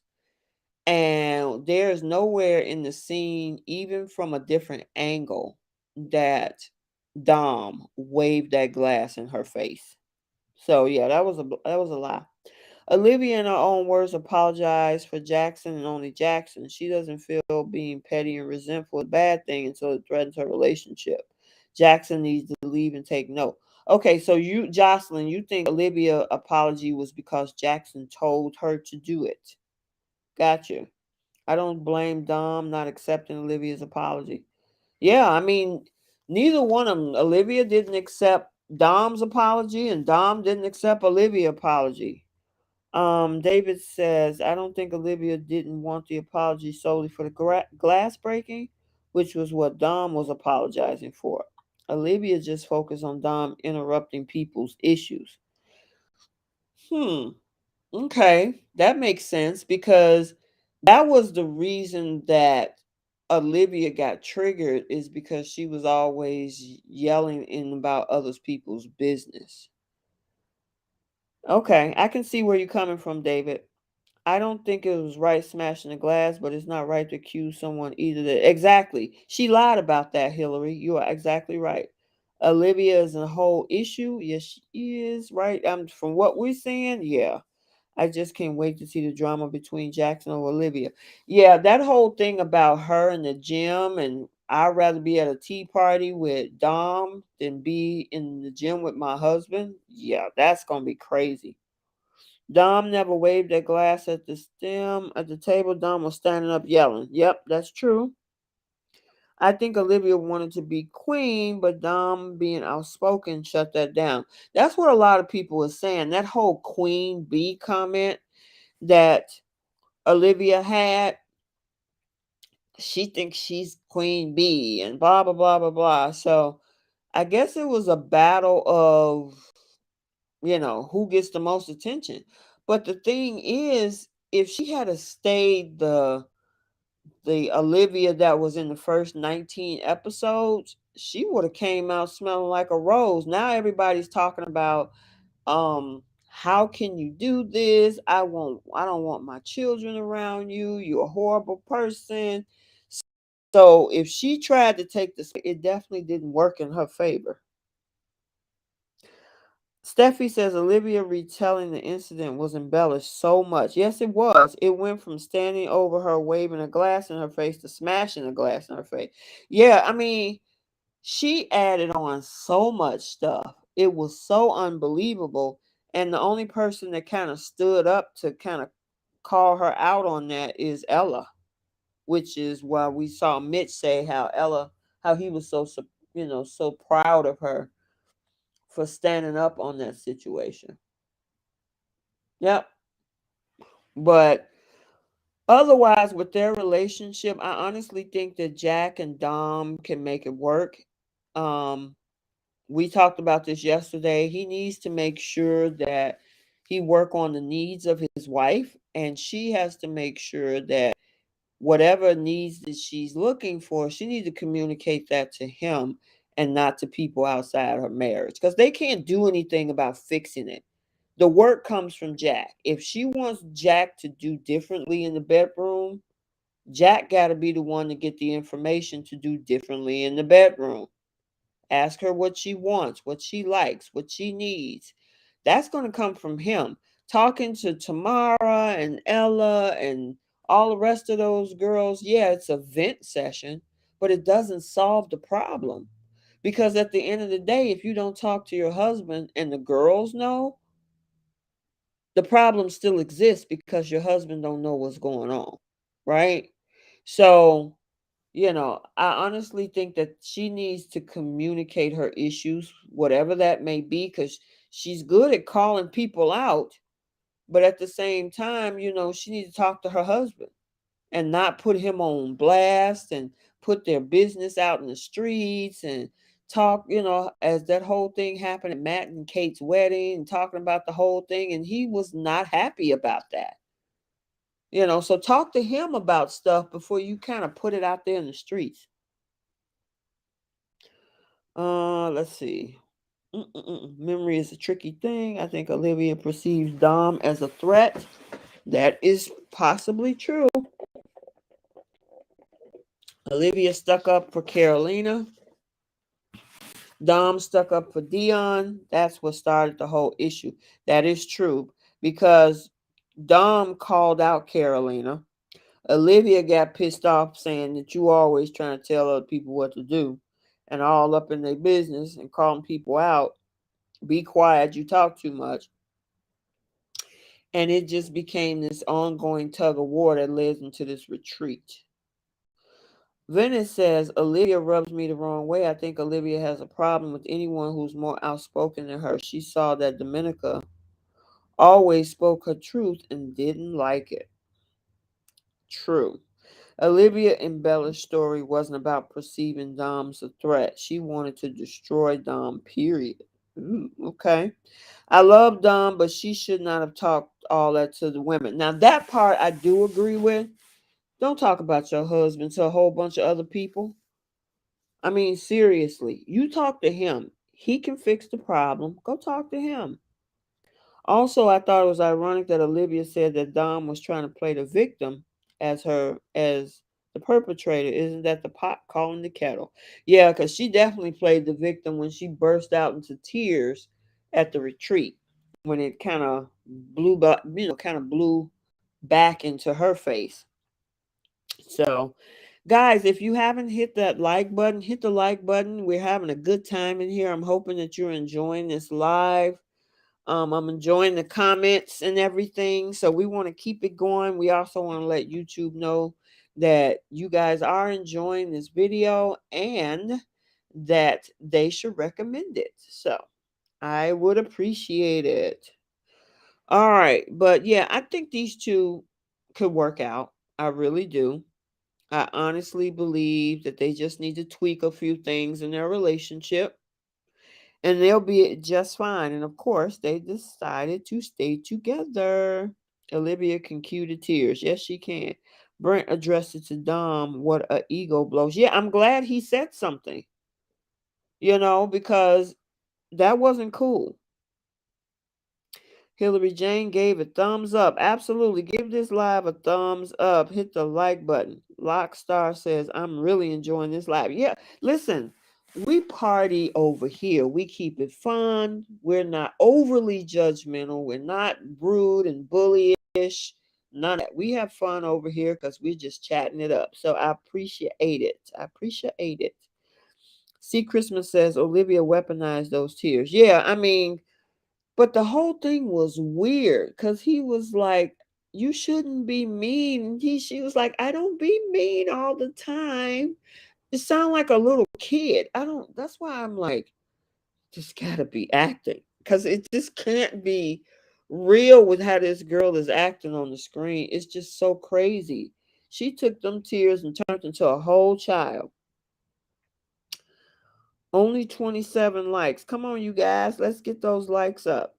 We love and appreciate you. Thank you so much. This your favorite channel? I'm glad it is. Thank you so much. I really appreciate it. We're not done yet. We still got a couple more to go, guys. We got a few more to go. So let's talk about this couple. And I gotta say, purple is my favorite color. I love, love, love, love, love the color of purple. And that dress, honestly, that Kate had on, I was like, where can I find it? I really liked it. But we're going to talk about Kate and Matt. So, despite the fact that they had a good time at the couples retreat, Kate told the experts that, Matt's being, in his drunken behavior later in that week was a deal breaker. He showed me a lot of things that I don't want in a relationship. We did see Matt owning up to his behavior, saying that he is remorseful and that he was stuffed up. And Kate's decision was to leave. Matt matched her decision to leave, and the experts bid the couple farewell from this whole process. Um, I was happy for Matt at this point because one of the things he said before he showed his leave is that he said as much as he really would like to pursue things, he's also a realist. And well, what we see with Brent and what we saw with Dion, and even I can even say with Al, you got to be real and see what's in front of you. If these girls are not living in the same apartment with you, if these folks are not talking to you, if they're not connecting with you, at what point do you become a realist and say, you know what, as much as I want this to work, the reality is it's not going to. I need to leave. So I got to give him kudos for this. Now, do I think Kate was looking for something? Yeah. Now, I don't know how drunk he got. Was he being rude, disrespectful? Was he being a sloppy drunk? Was he just being over the top? I guess we'll never know. But she's like, he's showing me things that I don't want in a relationship. The only thing that you saw that you're hanging your hat on, Kate, is the fact of the drinking.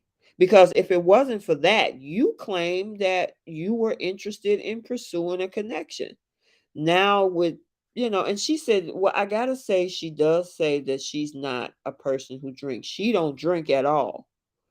So usually that's not a match. If you got a person who indulges in alcohol, and I mean, I guess you do have couples where one of them don't drink and the other one do, and they're okay with that. But in this case, she's like, I don't drink. He got drunk, and I'm over it. And that wipes away any other connection that I thought I had. All right, let's see. Um, oh my gosh, you guys, purple is my favorite color too. Yes, I love purple. I got purple coats, I have purple purses.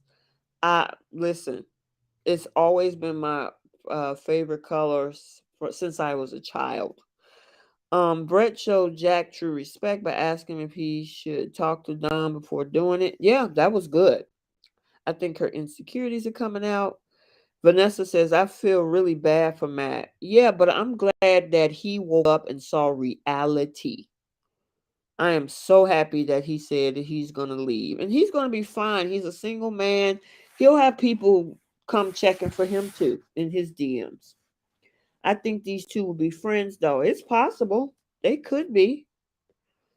Kate makes me yawn. No, that's what we were saying yesterday, Hillary. Was calling her an ice queen. Kate dresses beautifully, but her personality is, yeah. You think she got a bad at it, Debbie? Another couple where the lady doesn't like the dude and it's best they leave, and that's perfect.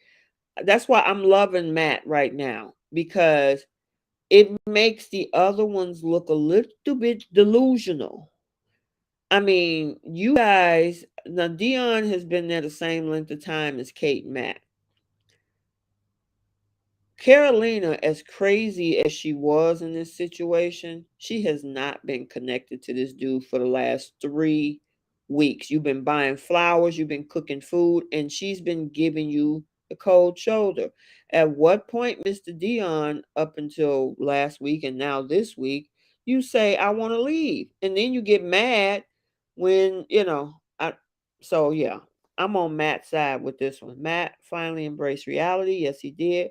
Poor Matt, I think he was blowing off steam when he got drunk. I think they did need to leave. Yeah, they did. She need to go home and kind of revamp what she's looking for because she's almost 40. So I'm wondering what she's going to do if she's going to ever be in a relationship. He went out for a drink. So what? Real life men like to go out for drinks sometime. I know, right, Hillary? Matt and Kate got together before the commitment ceremony and agreed to write leave. Probably so. Drinking was, of course, it was an excuse. She was looking for some Hillary to hang her hat on. All I've heard her say is, yeah. Yeah, that is so crazy. And yes, she looked extremely bored. Lockstar Chronicle says, I would put money on the fact that he wasn't that drunk. I don't think he was that either. I mean, he had one night going out with the boys and then she's out. Yeah, she was looking for something. I think other people in the experiment commented on him being drunk. It was something about him running around the building or something, I think somebody said. So I don't know how bad it got. We never saw it. But yeah, Kate was like, nope, that's it. I'm done. My wedding dress was the same color as Kate. Oh, I bet that was pretty, Jocelyn. Steffi is her favorite word. Yeah, that's all she can say is yeah. Yeah. Vanessa said, I feel the same way. So he came home too drunk one night. I'm sure I would have a drink dealing with Kate. Oh my goodness. Kim says Kate is so boring. Yeah, that's why we were calling her the ice queen yesterday. Matt is a super nice guy. He'll definitely have no shortage of takers after the show. No, people gonna be sliding in his DM real quick. There's two of them, and yeah, she's a twin. We were talking about this yesterday. I'm wondering if she's the introverted twin and her sister is the extroverted. To match my amethyst, engagement ring. Oh, so you're engaged? Nice. Congratulations, Jocelyn. Also, too, is your husband or boyfriend birthstone, is he in February? Because amethyst is a February birthstone. Kate is cold and needs to figure out her insecurities and heal before she looks at another partner. You are absolutely correct. Debbie says Kate vocabulary consists of no, yeah, and then yeah, she make these weird faces. You were right, Debbie. She didn't say anything else for 2 weeks. That's a bad edit. Yeah, because we didn't get to hear her say a lot of anything but that. Lockstar says to Vanessa if she really liked Matt, she would have told him off for being drunk and continue to try to get on with the relationship. I agree with that, but she wanted to check out, so she found something to check out on. Rosemarie says Kate never connected with Matt, and he could have listed a litany of negative behaviors and attitude. I found him to be very respectful. He was, and I'm glad he bowed out. Me too. How about Matt switched to Selena? Yesterday, people were saying how he might should have been with Holly. So it's bedtime. Okay, Shamunda, have a good night. See you tomorrow. Matt was busting into other lab rats' room and in a drunken rampage. Oh wow, crazy. Mitch and Ella were talking about him coming in their apartment drunk. Oh, that's crazy. That might be a little bit too much. I can understand. Oh, Jocelyn, you've been married for 20 years. Oh, okay. Gotcha. Congratulations for you. That's great. But yeah, I'm glad that Matt saw reality and he was out, out, out. I am happy about that. And hey, he won't have any issues. He definitely won't have any issues. I don't know about Kate though, because the edit that she's been given, like she don't talk, she looks introverted, and maybe that's her personality. I could see why guys can't really connect with her on a deeper level. Matt should have been with Holly. Both of them want kids, have gone through the rigors of IVF and all of that. Yeah, that's what I was saying. I actually think that those two, um, Matt and Holly, should have got together. I really do. But they're over, they're gone, so we won't see them the rest of the week. So let's talk about, and we kind of been talking about them throughout this show, which is Olivia and Jackson. So it's their turn, and the couple revealed that for the first time in the experiment, they've been struggling. It goes back to the snide comments that Olivia made toward Dom at the couples retreat. Remember the whole thing about the cyanide and all that type of stuff? Jackson says that he was taken back because he saw a different side of Liv and was trying to navigate through all of that. Olivia says that she's going to try harder for Jackson before she started really gushing over him, saying that he's one in a million. And as soon as they got ready, she got ready to finish her statement. Then in come this couple, and it shocked the world. Chaos begins, and that's with Carolina and Dion. So the brides, the grooms, everybody in that room pretty much was blindsided. They had their mouths open. Everybody was looking at each other. Comments were flying everywhere. Sam was like, I think I just wet my pants. Why would you wet your pants over that? I think that's a little bit over the top. Al was like, no way. And of course the experts was like they didn't know what was going on. John took charge and he told Olivia and Jackson to go back and kind of put them on hold. And then they decided to put Carolina and Daniel on the couch. And then that's when we saw, producers putting a microphone on him. John asked them to help us understand what happened, and they pretty much come clean about their flirty chat that they had at the dinner party. They have been catching up as friends after Jessica left the experiment, and their additional meetups is where their friendship turned into something more. Then, of course, everybody was chiming in. John decided to calm everybody down because they want to kind of unpack everything with these two. Dominica had and see, this is where she jumped out and said that Dominica went and fell onto his D, and that's how it happened. Now, they did reveal that they didn't sleep with each other at this point. Carolina also said that she knew it was more than a friendship with Daniel right before they wrote leave at the last commitment ceremony, adding that they saw each other the next day after she said leave. Dion, however, is sitting back quiet, and so he jumps in talking about, oh, I try to contact you and call you, and you won't return my calls and not answering the phone. You told me you was out drinking, but you was out with him. And, he was like, I'm glad it turned out like this because who knows what would have happened later down the track. Dion, there was no track. The track derailed a long time ago. If you had intentions to be able to do it now, you would do it again. And I guess what that means is that if she did it to him, she'll do it to Daniel. Um, yeah. So, I mean, it was a lot. It was a lot. They kept us hanging on about the whole thing with whether or not they were going to let them, because remember, you guys, they asked to be in the experiment, and there was the walkout. They was like, oh no, I'm sick, I'm done with this.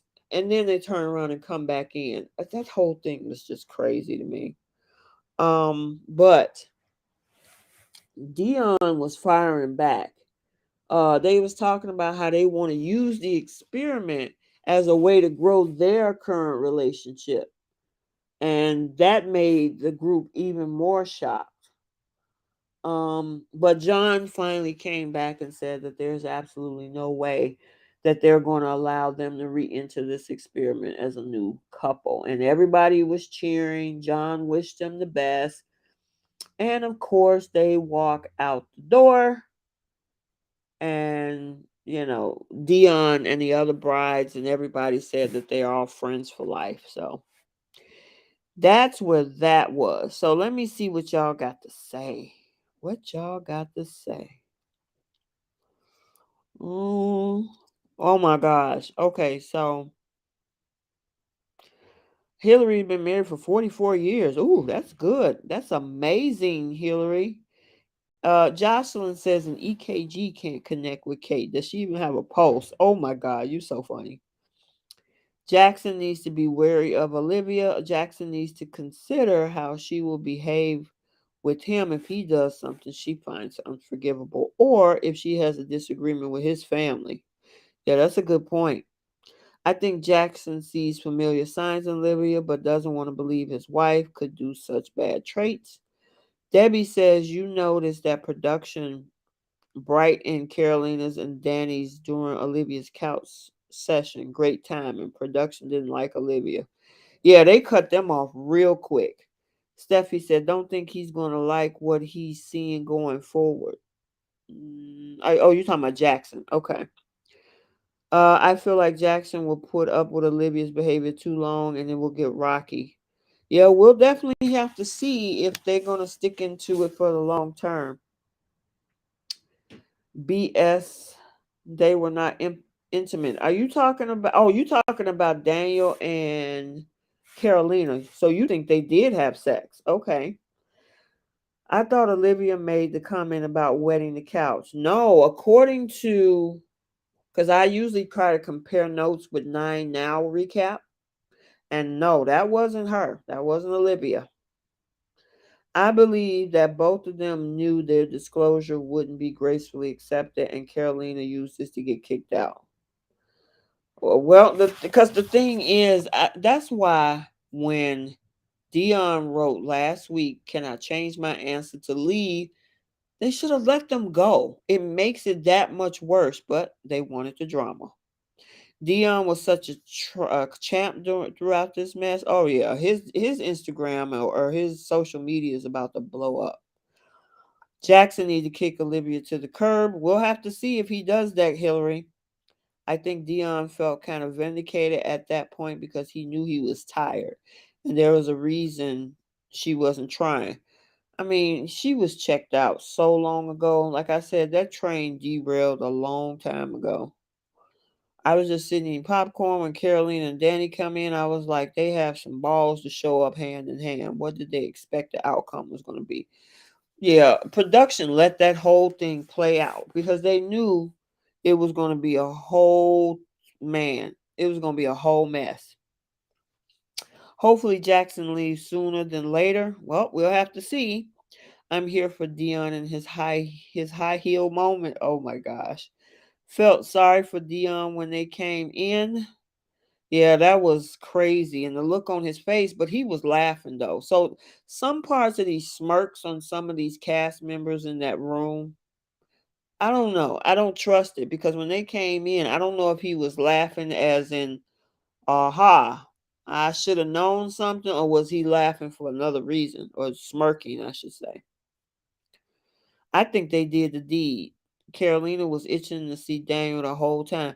Yeah, because remember we saw the scenes. He was picking her up, grabbing her on her butt, and telling her how horny he was. And if they didn't do the actual sexual intercourse, they probably did some other things around that. All right, Hillary, have a good night. Sleep tight. Priestess said Dion more than anyone deserves a second chance. Yeah, he does. Not those two fools. Well, look like I say, from everything that's going out, there's still a couple even to after filming. Their whole sexual energy is sexual. Absolutely. He got the muscles, she got the body, and they were definitely getting their feels in. But she waited until Vanessa she waited until she was sure Jackson really liked her. You talking about Olivia? Daniel looked really annoyed when John said no to them continuing the experiment. I think they both genuinely thought that they would continue. Yeah, he did. And then when people was attacking him, he did most of the talking. So he pretty much was like, you know what, let me do this. I got this. Now she said a few things, but he came in doing most of the talking. Priestess said, "Did you see the next episode? They will fall apart. Jackson dealt with abusive people in his life when he's kid. He won't stand for it with Olivia long term."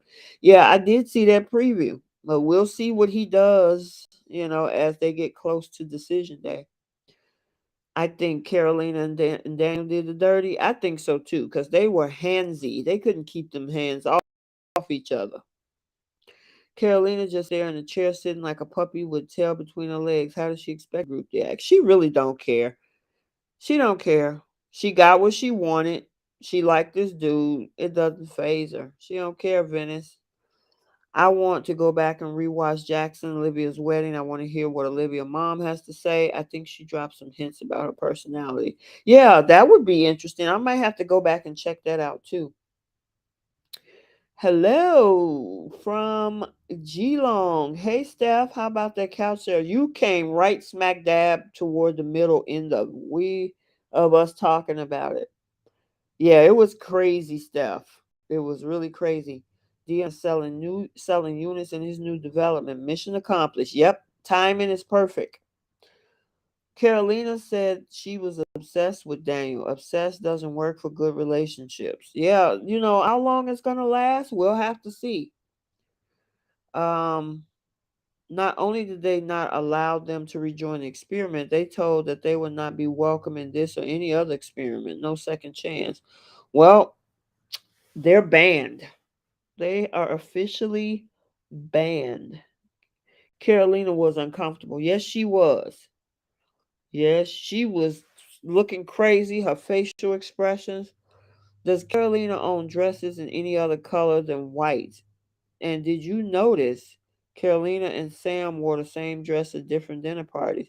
Yeah, I wonder about that. I think, and correct me if I'm wrong, that production or their stylish or the styling crew pick out the dresses and stuff for these events and do their makeup. So that's a possibility of why. Why do they want to stay in the experiment for a week? What would be the point? I know, right? They should have just left. She wrote leave. She said, and she told the world, she told the group, and she told the experts last week, I want to leave. He wrote stay, but because she wanted to leave, he said, I want to change my answer to leave. And John told him, nope, you're going to stay with the stay, stick out another week. And this is where we are. Um, let's see. Daniel teenage mustache annoys me. Please change the pic or replace his face with emoji. Girl, you so funny. Debbie says, give a raise to production associate who talked Danny and Carolina into joining the experiment. They look poised when it didn't work. Yeah, production really did a number on this whole thing. Yes, they did. And follow them around, and then the experts were blindsided. It was a whole set of crazy. Mary said Carolina didn't care if she left Dion waiting 3 hours, so she started off disrespectful. Yep, pretty much. Um, hey Stephanie, oh okay, she's Australian Lisa Ray. Who's Australian Lisa Ray? Kim. Priestess say they should bring Dion back next season if he doesn't find anyone from now until the end. Well, we'll have to see. I'm wondering, do they ever bring back people? Let me know. Olivia's face looked like she knew. Yeah. I, Carolina realized the okey doke is too late. Oh well. Yeah, I mean, pretty much she was cooked. And at this point, there's nothing that Carolina could do. I mean, she looked uncomfortable. Her facial expressions was like embarrassment, shame. Even though Daniel seemed to take it in stride, but I think he was just happy to get Carolina, and Carolina was just happy to get him. So Carolina wears Carolina calls all she wears white. Yeah, she does wear white. Oh, pissed. Okay, got you, Debbie. Got you. But it was a crazy, um, crazy commitment ceremony. We've been long awaiting this whole thing because of the walkout that they showed us at the beginning of the season, and that's what it was. Um, they didn't show them walking back in. It all came down to this whole wife swap with Carolina and Dion. Obviously, their connection was a spark, and even though he was out of the experiment because Jess had left him, Jess was gone. The problem was pretty much Carolina and Dion because they were still in the experiment. And that's why Dion was like, hey, if you want to explore and do your thing with Daniel, you should have did it after the season. But that girl had wrote leave the last two commitment ceremonies. She wrote leave this past one last week and the week before. How many leaves does she has to have before or being cold to this man, even though she's being rude and disrespectful and about, putting on these things about, oh, we could still build a friendship when you know that you're building a whole new relationship somewhere else. Yeah, that was a whole mess. That's why I think I honestly think they need to revamp the show. Do you have to stay in something just because the other person says stay? That's the part I don't like. And granted, does some people work because they stick it out, but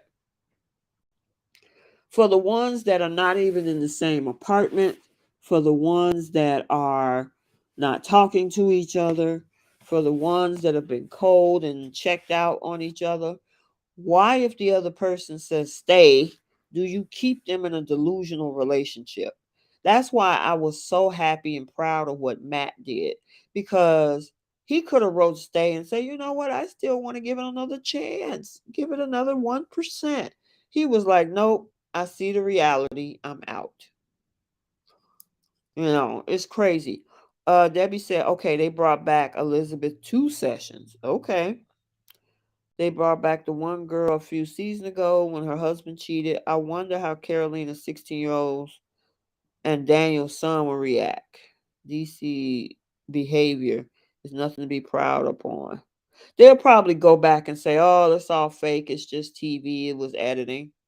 That's what they would probably do, because that's what a lot of times it can be true, but in this situation, you can't edit behaviors. Now, the cameras did follow them around when they should have just said, no, you're removed from the experiment because you're doing ABC. We're not going to even give you camera time. But production gave them plenty of camera time. So I also fought production for that too. Do you think they get more money for the drama create? Sometimes I do, because in order to make yourself a villain, they had to pay a ton of cash. I mean, people were saying that about Olivia. If she is not this person that, she's portraying from what we saw at that party, at the retreat, you get in there and they're paying you to act a fool. Is it worth the money? Because social media is unforgiving. They will keep you stuck in time for decades. They will see you 20 years later and say, I remember you when you were on season 2 and you did ABC to this person. You're a horrible person 20 years later. So social media is unforgiving. And to say, I will take a villain role as long as you pay me, yeah, you still got to walk around and live an everyday life. There's no way I couldn't do it. I ain't no way I could do it. I don't agree with the forcing someone to stay who wants to leave. Yeah, me either, Lockstar. They have to stay for our entertainment and because they don't have legally binding marriages, so they need another loophole. Yeah, but what's happening is that people are getting hurt in the process, because the person that's staying is still getting stonewalled. Even though it's drama for the fans, these actual people that's in the situation, are getting more emotional damage. You know what I mean? So, um, Lockstar says, maybe they could do 24 hours and experts would extensively with that couple for 24 hours. And if it's no go, yeah, that would be a good idea, Lockstar. Danny left the experiment, but they probably paid for his hotel in Sydney to seduce Carolina. That's another thing. See, that's what I'm saying. Production is a part of this whole thing. As much as everybody's pissed off, calling her a liar, she wanted to leave twice. Production had to pay Danny to come on this screen because he's going to get hated just as much as she is. So they had to give him some cash to get up there and stick around. If everyone got to leave, if one or both partners said leave, they wouldn't have enough participants. Then they need to cut it down to like Married at First Sight. You got to stay to 8 weeks. Unless it's a severe case like what happened with Chris and Alyssa. But you got to stay 8 weeks. It's 4 couples, no, 5 couples each season. And you stick it out and you get one decision day. One.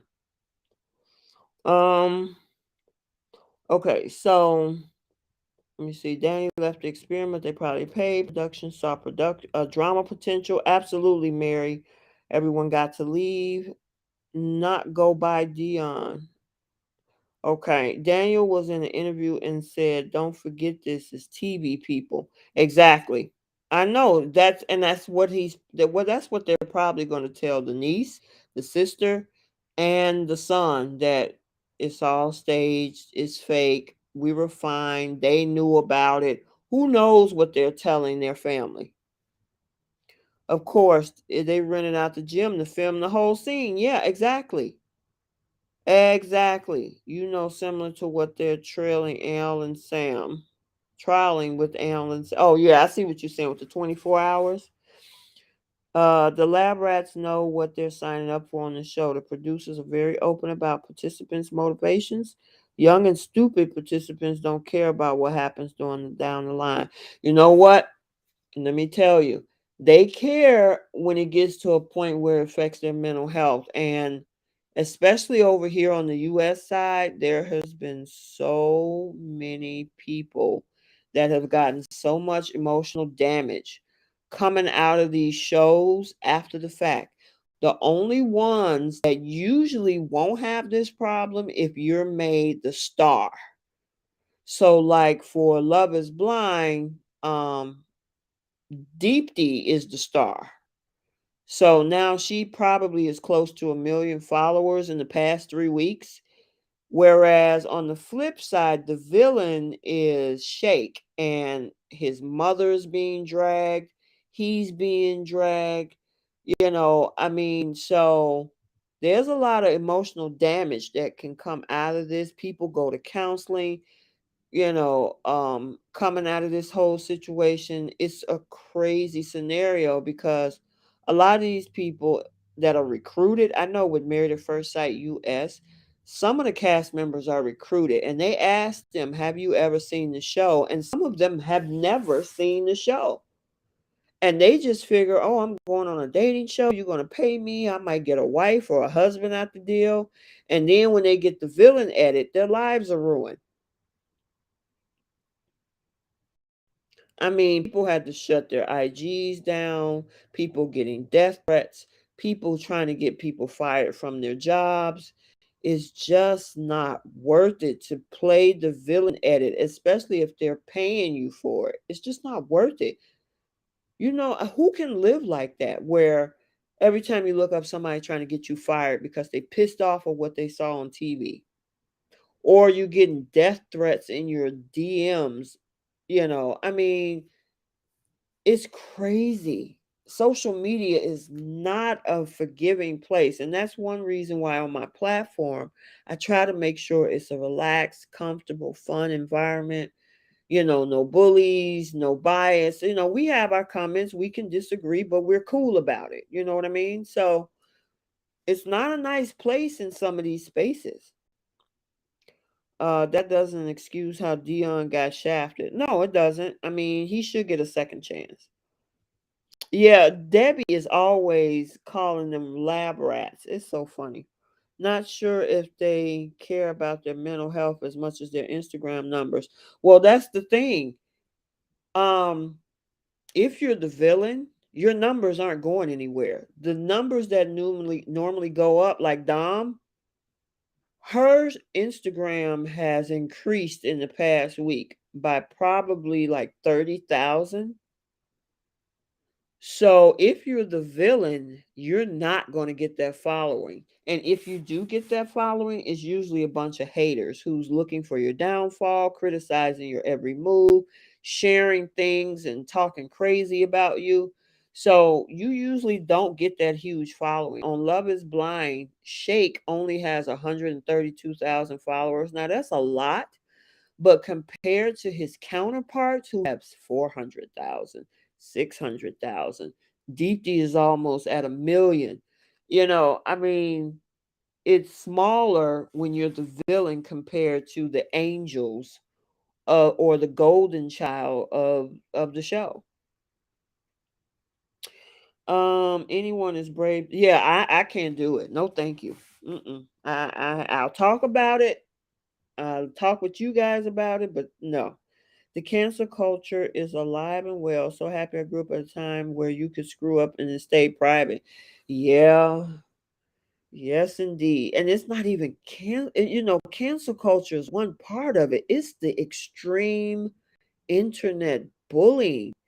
You're telling people to self delete. And I can't say the other word because YouTube will ding me for that. But if you guys know what self delete means, you got people who are telling you to self delete. You got people are saying, I'm coming after you. I'm going to do these things to you, all because they saw something on a TV show.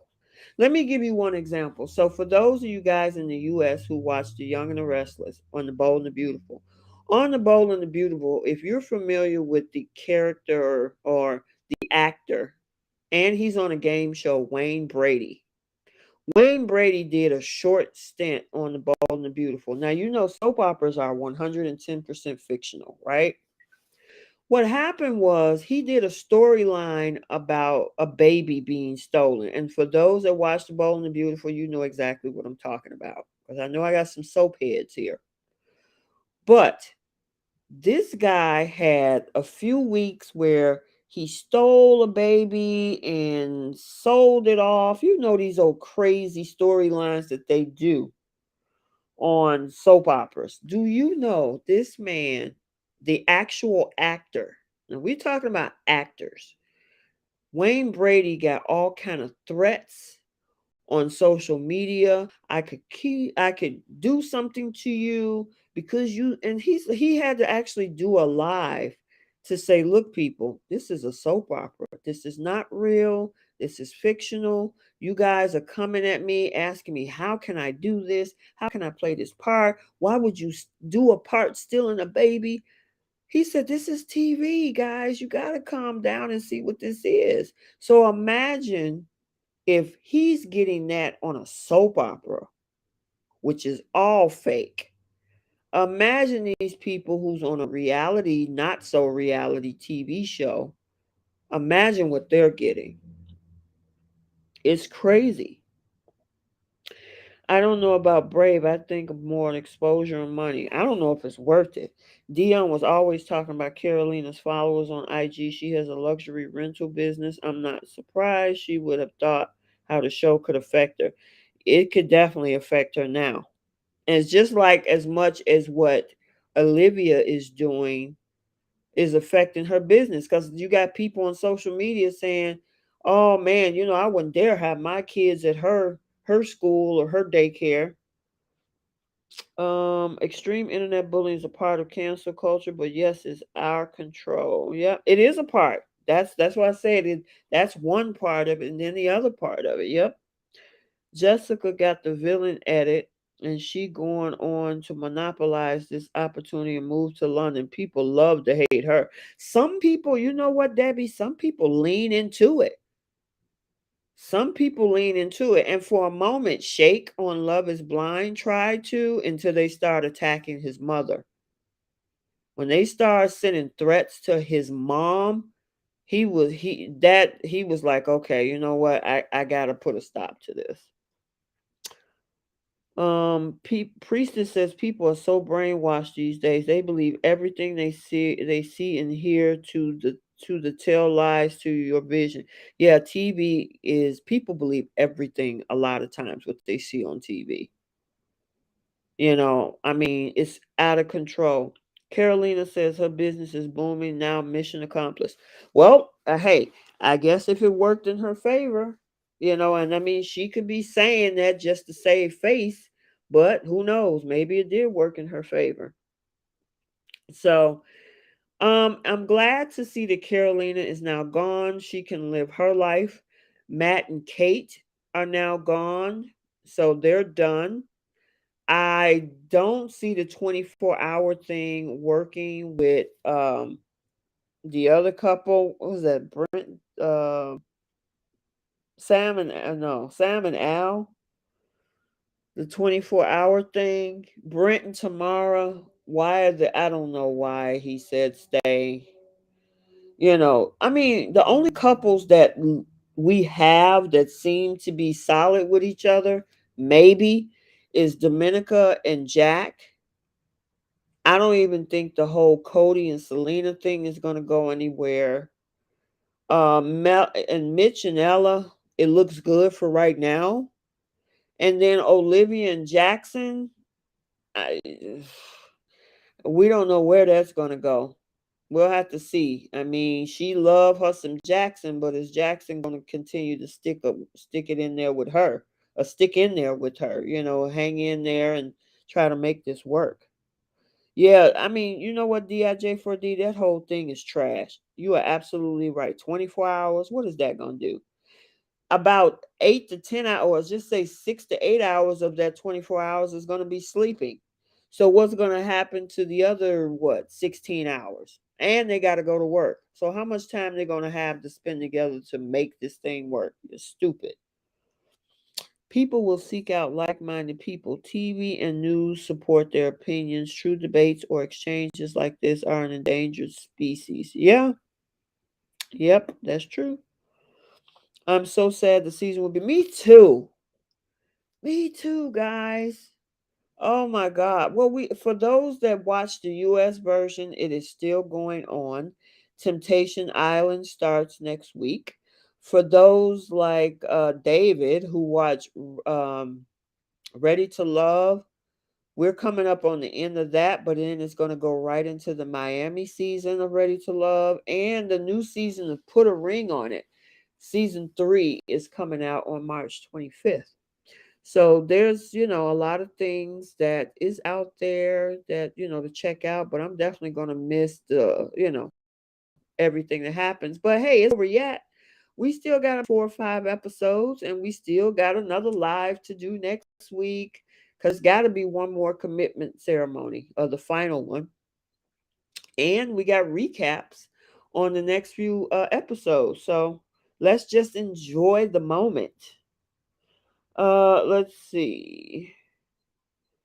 Um, okay, they need to give Al 24 hours to write a poem. That would be interesting, Stephanie. Stephanie said, I think the final vows will be very disappointing for Selena and Ella. I don't see Cody or Mitch sharing their feelings openly. Yeah, we'll have to see. There will be a new Netflix. Yes, that one is called, it started with a U. Um, what is that called? Yeah, because it's made by the same people that do Love is Blind. So, yes. One more comment about DC. The way Alexandra refused to give advice, talk about shade. Yeah, she didn't even want to waste time. She's like, I'm not finna spend my breath or my time trying to give you any advice. You are no longer a part of this experiment. Hey, RTB, whose booty do you think they were talking about in the next episodes? What are you talking about? On which show? David, what are you talking about? Are you talking about Ready to Love? Really enjoyed this live stream. Thanks so much. You guys are so welcome. And also, again, hit that like button if you really, really, truly enjoyed this live. Also, I know a couple of people asked me on how to support the channel. If you want to support the channel, there's my cash tag listed below, listed above on the screen. And also, if you're looking for skincare, there's a link there for that as well. Uh, let's see. Oh, you talking about Married at First Sight Australia? Whose booty do you think they were talking about next? I missed that. I didn't hear any comment about a butt. What did they say, David? What did they say about the booty? Huh? I missed that one. Let me know what.